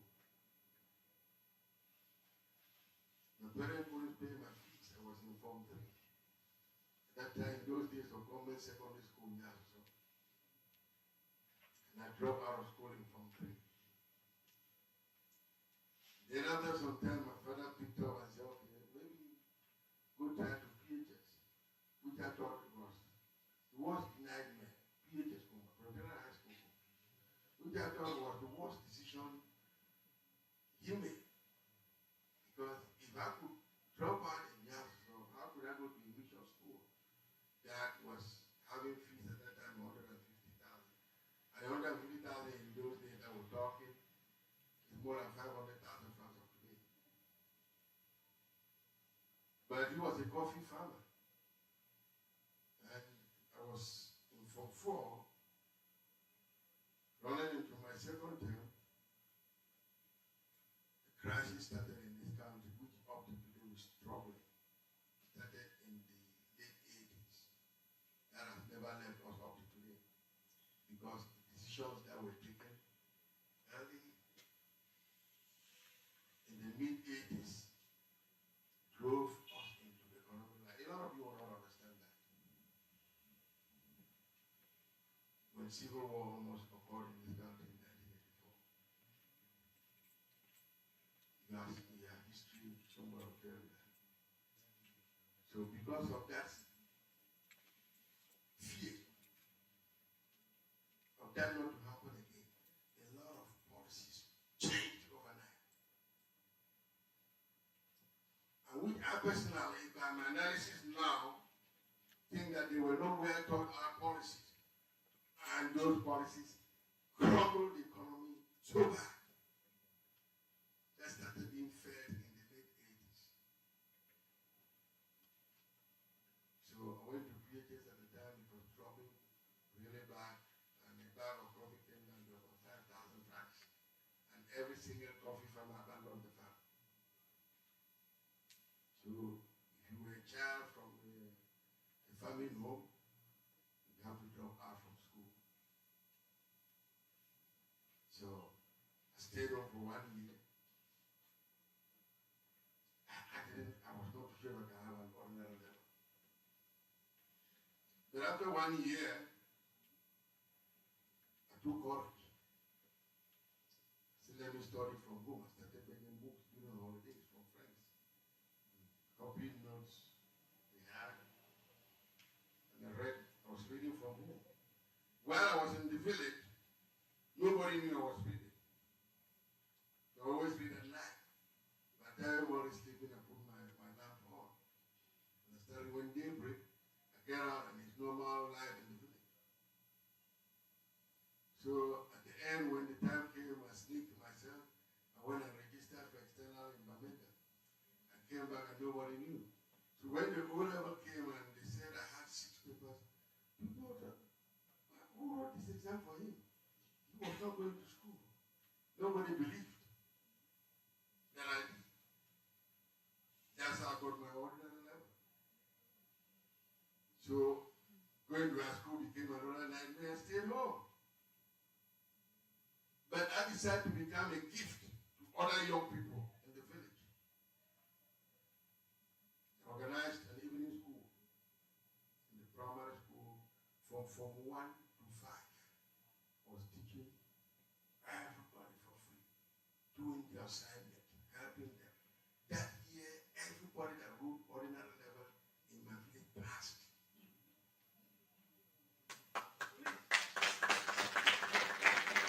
me the truth. So after about 3 years, that's when they opened the high school, the government high school Bangor, which is now government Bangor High School Bangor. And then that way came another obstacle. I spent home about 5 years. My classmates are almost close to graduating from university. And now there's a high school open in Bangor. Okay, what should I do? Go back to school because it's nearer me. To put pride aside, but pride won't let me do it. I said, no, I'm not going. These are kids I thought they all having O level and they're all going to high school and then we're going to sit in the same class. I said, no, I don't see myself doing it. But cut the long story short, in the end I did. I took the courage. And we were the big boys in school. I stayed on many years. And I was embarrassed the first day because as I met the vice principal, famous guy, he was very well educated man, saw me. He said, are you coming to school today? I said, yeah, the school started more than a week ago. Where have you been? And I started telling him my struggle, and the man looked at me and laughed. He said, well, I don't know, maybe you're coming late. I said, well, even if I'm coming late, that's why they opened the school. The school is for people like me. Because some of us who didn't have the opportunity to go to high school, now that it's closer to home, it belongs to us. So you cannot change me. I said, well, that's fine. Let's go. Then the next day he called me and said, this man, you look courageous, and the way you talk, I like it. Would you like to be the senior prefect of the school? He called me in his office and said, okay. So that's how he made me the senior prefect of the school. And everybody who knew me that I was very strict. The third person, students who were coming around my area, they said no more jokes in this book. And that's how I did at my advanced level, but back again to the house. So we started life together, living there, struggling, had a friend buying cocoa, was going there as a storekeeper, just like the gentleman behind me was asking me about race, or what the senator said about corruption. Let me tell you how people can sacrifice and get paid. I was a storekeeper for that gentleman. For 1 year, all the profit he made, he gave me nothing. And for that 2 years I worked with him, I stole nothing. And everybody kept telling him, the day I was not there, the man will come and cry foul everything because they've stolen his cocoa, the people are in the store. When I'm there, they're like, oh, that stupid man is here today again. But I was a stupid man, but I don't steal. But it didn't stop me because God used that to transform my life. And said, you hardworking person, you showed honesty. I'm going to teach you what honesty means. So I just met a young man and we were talking. I said, well, I hear there is something like a lottery, U.S. lottery, but I've never played it. I have no idea how they do it. And the guy who used to work with the contract said, oh, I have an idea. When that comes, I'll let you know. I said, okay. So I opened an off license. He used to come and drink there all the time. So when me and him talked, the time came, he gave me a sheet of paper. I said, oh, you want to try? I said, okay. I played. And news went around town that a lot of TVs are and people are playing and more than 100 people play. Guess how many people won that year? Just one man. That was me.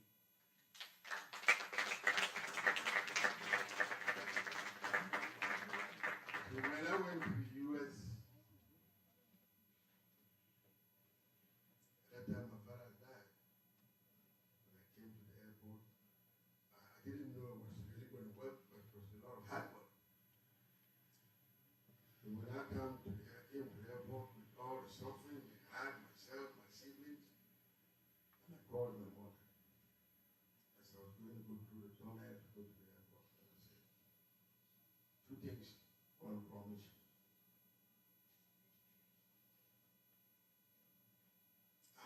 somebody who loves education. I don't pride myself. Seriously speaking, from class 3 to class 7 that I graduated. If somebody on the village here would have confessed to me, I never took second. First, until I finished primary school, they look at how my life turned out because of poverty. So I told my mother two things. One, you know that I love education. You're going to make me proud. Because I will ensure that wherever education ends, I am going to end it.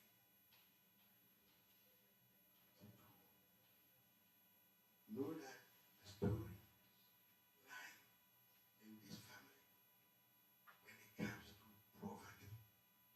It's gone. Whatever it takes for me to do that, I'll do it. I didn't take it like I didn't make a joke. I came there just 2 years. All of my siblings were in mission school. All of them. That's why if you ask me today, how many story buildings you have in Cameroon, I don't. You know where my wife is buried? All my family. All of my siblings. Excessively doing well. Out of 7 of us, 5 of us are living abroad. Just 2 are here. And they're doing extremely well. The story in my family changed. And not just only those related to me, even those I don't know.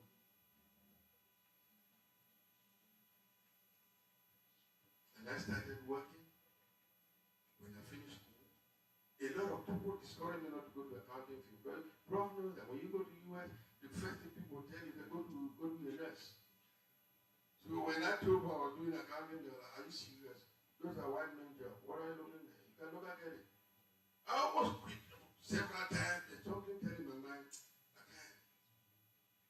I want to leave my dream. And probably would not believe where I copied that dream. A relative of mine, a cousin of mine, was working in Douala, in PricewaterhouseCoopers. How many of you heard about PricewaterhouseCoopers?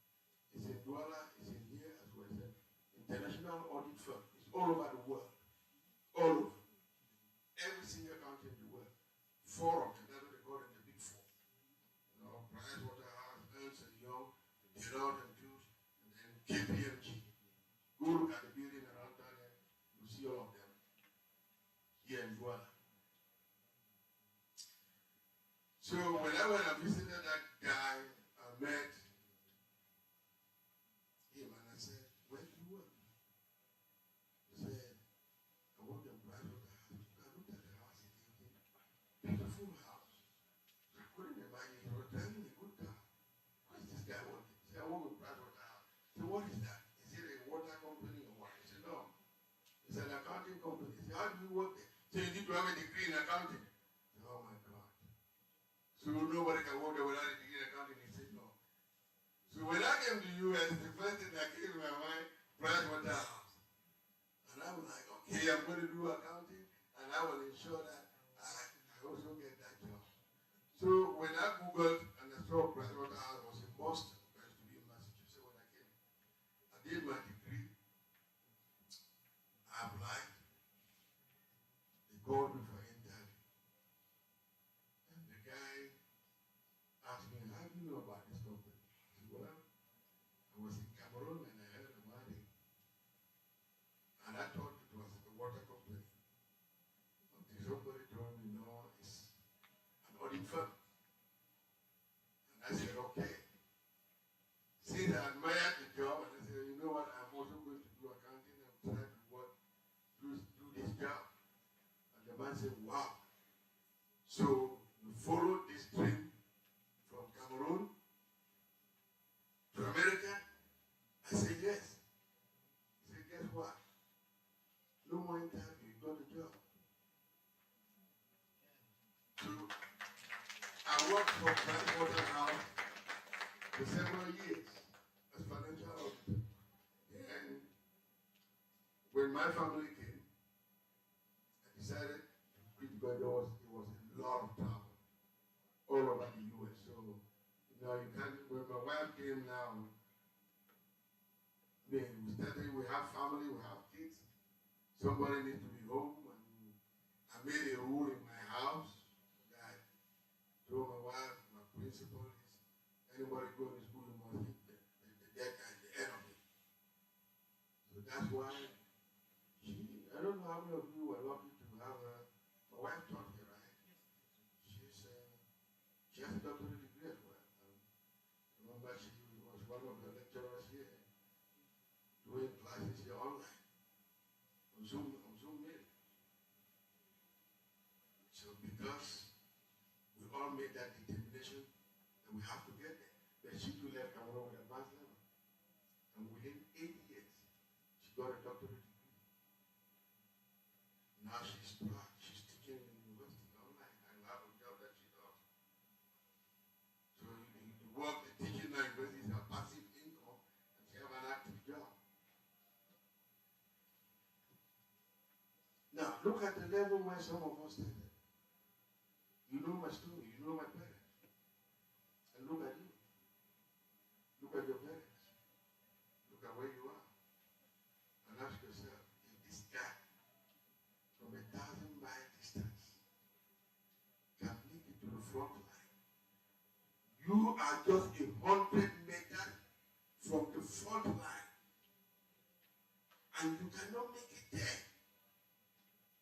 And a guy walking 1,000 miles pass you over and go to the finish line, you are a disgrace to yourself. Stop thinking about it now. Stop thinking about all kinds of being the director of the ministry, whatever. Think about the things we said this morning. You're going to change your life. Your parents will be proud of you. Your community will be proud of you. And guess what? You'll be proud of yourself. That is what success is all about. And those are the words I'm leaving with you. Encouragement words. That you're asking me. I did it. I expect you to do better. Because your coverage distance is much shorter than mine. Do you agree?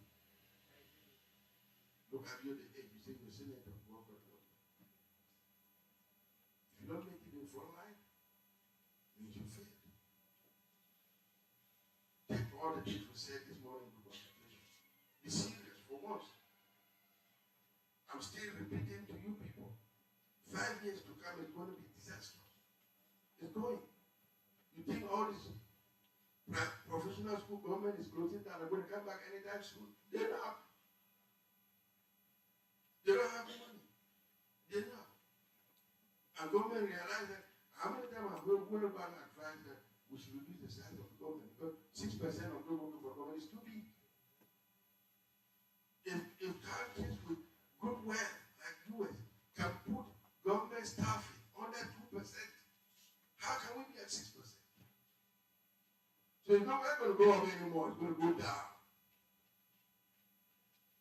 So the more you restructure your plan and take self-employment serious, 2 years dive into small business. Small business means you start bringing in more people that will help you. So your business beginning to grow big. And before you know it, you become a more larger business that this institution has. Follow the example of your leader. Prof started this school in a small apartment house with few employees. Small building was friendly. Today it's a large institution. Thousands of students impacting education on new people. That education is just about the brand name you're looking for. You're looking for the brain. And once you get out of here, make use of that brain. People, let me leave you with the last word. Mark my words now.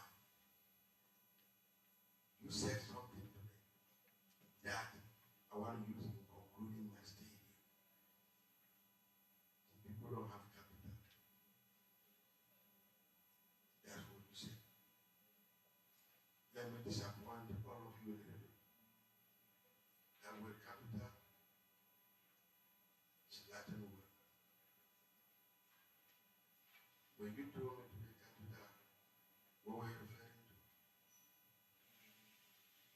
Money, right? And in Latin, the word capital, you know what it means? Brain. Brain. So when you tell me you don't have capital, you tell me you don't have what?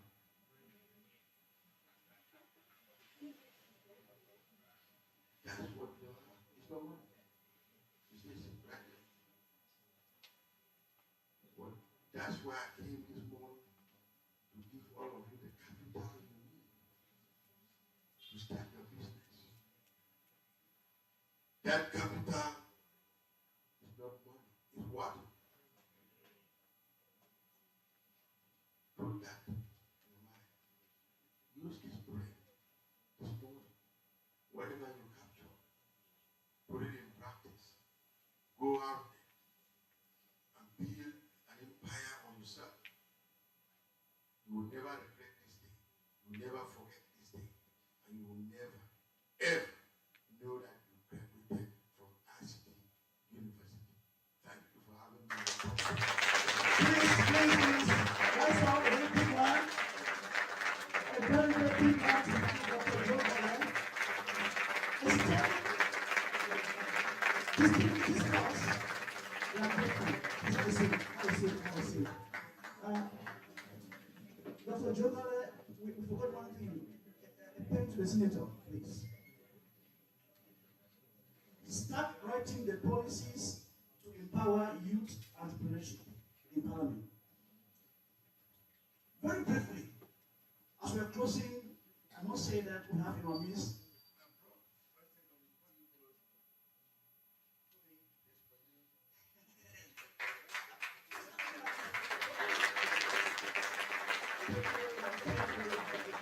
Thank you very much. We will start writing policies to empower the youth entrepreneurs as well.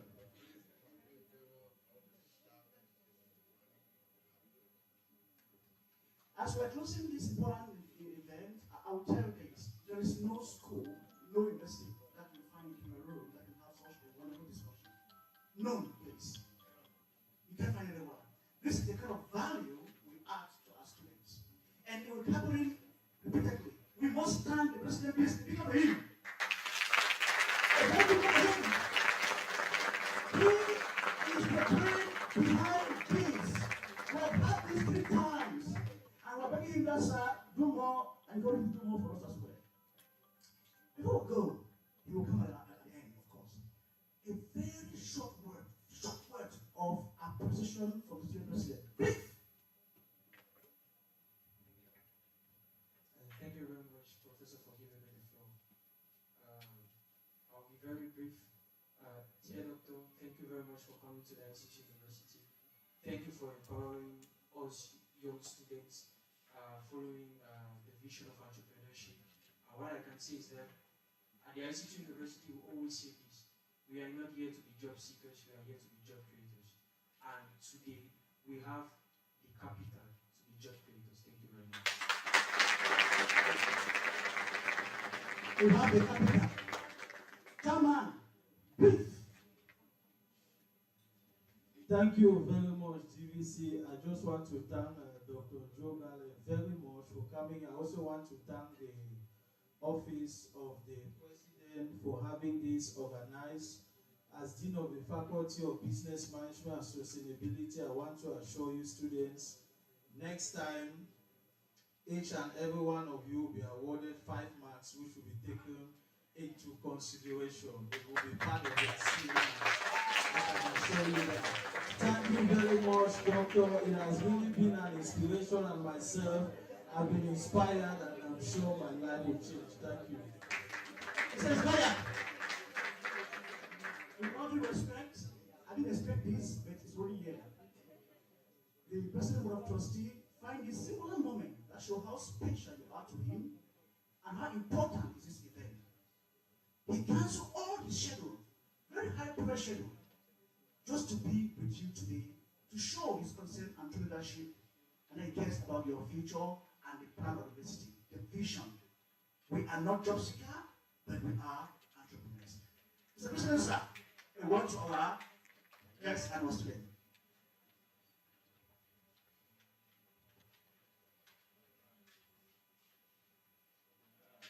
Dr. Ngalle, my dear brother, thank you. I really appreciate you coming to speak to us today.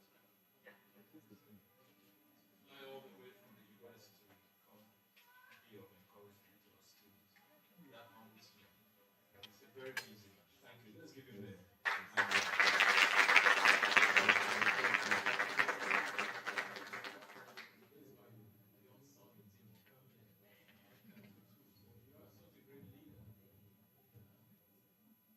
I've never seen him badly dressed. I need to meet your tailor. I want to start looking at this. So, congratulations for what you do. And I'm glad you were a major part of organizing this. And make sure we do more and more of this. It's very, I've learned a lot. I never knew what capital means. No, I never. I'm learning for the first time. So I talk about it every time I see them. Thank you, man. Thank you. To the students, I'm glad that you welcome my good friend, Professor Ngalle, to this talk on entrepreneurship. People talk more than they do. This is a man that really makes things happen. I was talking with my young friend Cabral behind there, and I was amazed sitting next to him that he's running an agricultural business and he's still in school. What year are you in? Year 2. You know, that is the mentality I love at ICT University. And I brag about you guys all the time. When I go to the presidency or also the prime minister on one-on-one meeting 3 days ago, and then 2 days ago I was Professor Jacques Famendo, Minister of Higher Education. And I brag about the fact that you hardly hear on campus at ICT University students saying that, oh man, I want to one day be employed by the government. You have, and I'm not criticizing anyone, but this is the second time that there's a riot in Cameroon by people that have PhDs. Some of them PhDs in business, PhD in management. But they were rioting. You guys know that? They were rioting. What was their riot about? The government has not given them jobs. I am not criticizing them. Everybody has their own situation in life. But that already starts telling you to start changing your way of thinking. How come you go all the way to your PhD and you cannot sell yourself to either get a job or do something with your PhD?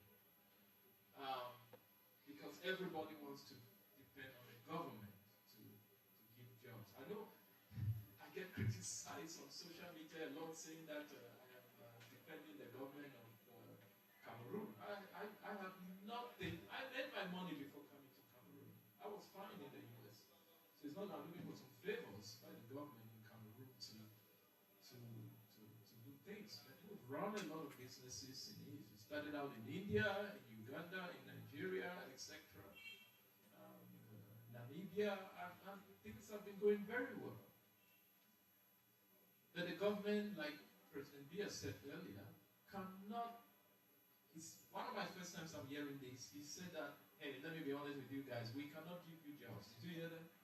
We cannot give youth jobs during your youth day. So the reality is you have to start thinking beyond somebody giving you something. And I am congratulating you because I have met so many ICT students that are doing their own things. Okay? I'm not trying to brag. This example I'm trying to give you is to humble myself and tell you that, see, the fact that you come from Africa doesn't mean you can't do these great things. And what Professor is telling you is that there are steps you can take to build wealth, to be successful and independent in the future. I even tell young ladies today, because a lot of young ladies are hoping to marry these rich man and not to do anything. If you just depend on one to marry this rich man, well, if any man is giving you his money, he controls you, am I right? You may, okay, you don't have to agree with me, but if you have to try that with your life, you'll be a slave for somebody for the rest of your life. So you get your own money, and then if a man wants to add, it's just an addition. It's just like a dessert, right? And I'm giving this example of myself. Now, I did not have the sweet stories like he has growing up, not rich and then being successful. I would not lie. I grew up spoiled. I grew up, my parents were successful, so I've never known what it means to be poor. I don't remember being broke in my life. I cannot even pretend and say, oh, I work hard. A lot of these things is grace, some contributions I had from my parents, and so on. But you see, I had that privilege, but he did not have some of the privileges I had that still made it big, you know. I'm an African. I've entered America and beaten Americans to their own system. He has done the same. He's very modest. He didn't talk about it. To be an IRS senior agent, this is one of the most feared people in America. He's feared more than policemen. When this man shows up at your business, you piss on yourself. I'm not joking. He's very humble. I'm not joking. These are the people that lock up people that don't pay their taxes. You know, this man can go to Joe Biden today. If he has not paid his taxes, he can put Joe Biden in very bad situations today. When he shows up, he goes to audit businesses in America. Sometimes, because people are humble, we take them simple. This is a mighty man in America. Okay, I'm not saying that some of us have not done much. We've done much in America too. In fact, I didn't tell you this. I recently got an assessment of my ranch in the United States, and the person that assessed it told me that whole city is among the 5 most expensive houses or ranches in my whole city. I'm from Africa. This is a city mirror of a lot of American whites. So you can be successful. So even when you see him this humble, he comes with a lot of power. And I have never seen any pride in him. Maybe that's why him and I were such good friends. He's very simple, very humble, you know, and he hardly talks about himself. Go and read about the IRS in America. You will know much about it. There are celebrities that have gone to prison because of these people. Many celebrities. You know. So Eddie Murphy is one of them that got in trouble for not paying. Many of you know the actor Eddie Murphy and people like that. That have been helped. Wesley Snipes. You know about these big names. So this is a powerful man sitting in front of you, and if you get a chance, have a one-on-one talk with him. I was not invited to give a long talk. I really want to appreciate you again, Prof. You are a great partner to ICT University, and I don't know whether they mentioned this to you before. He's one of the members of the Board of Trustees of ICT University, and very supportive of this institution. Thank you again for coming, and enjoy your afternoon. God bless you.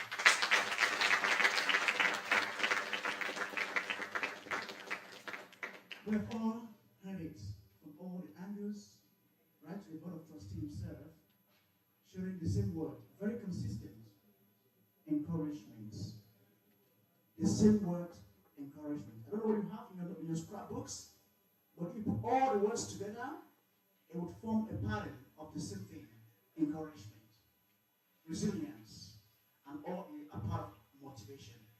Now, in fact, with the power given to me by the president himself right here, I will dissolve this assembly, and the next event will be a group picture, and thereafter we're going to have interviews with the press. So as we dissolve, we will have a group picture. I don't know, is it inside or outside? Outside. There will be a group picture outside, just behind the logo, with our keynote speaker, and of course the president, if time permits, is here with us. Thereafter, there will be a short press with the media. There will be refreshment for Beatrice. Okay. So once once more, Dr. John Ngalle, it was a privilege to have you, and we are so grateful to go home with capital. The event is over. Have a good day, and until then, see you next time.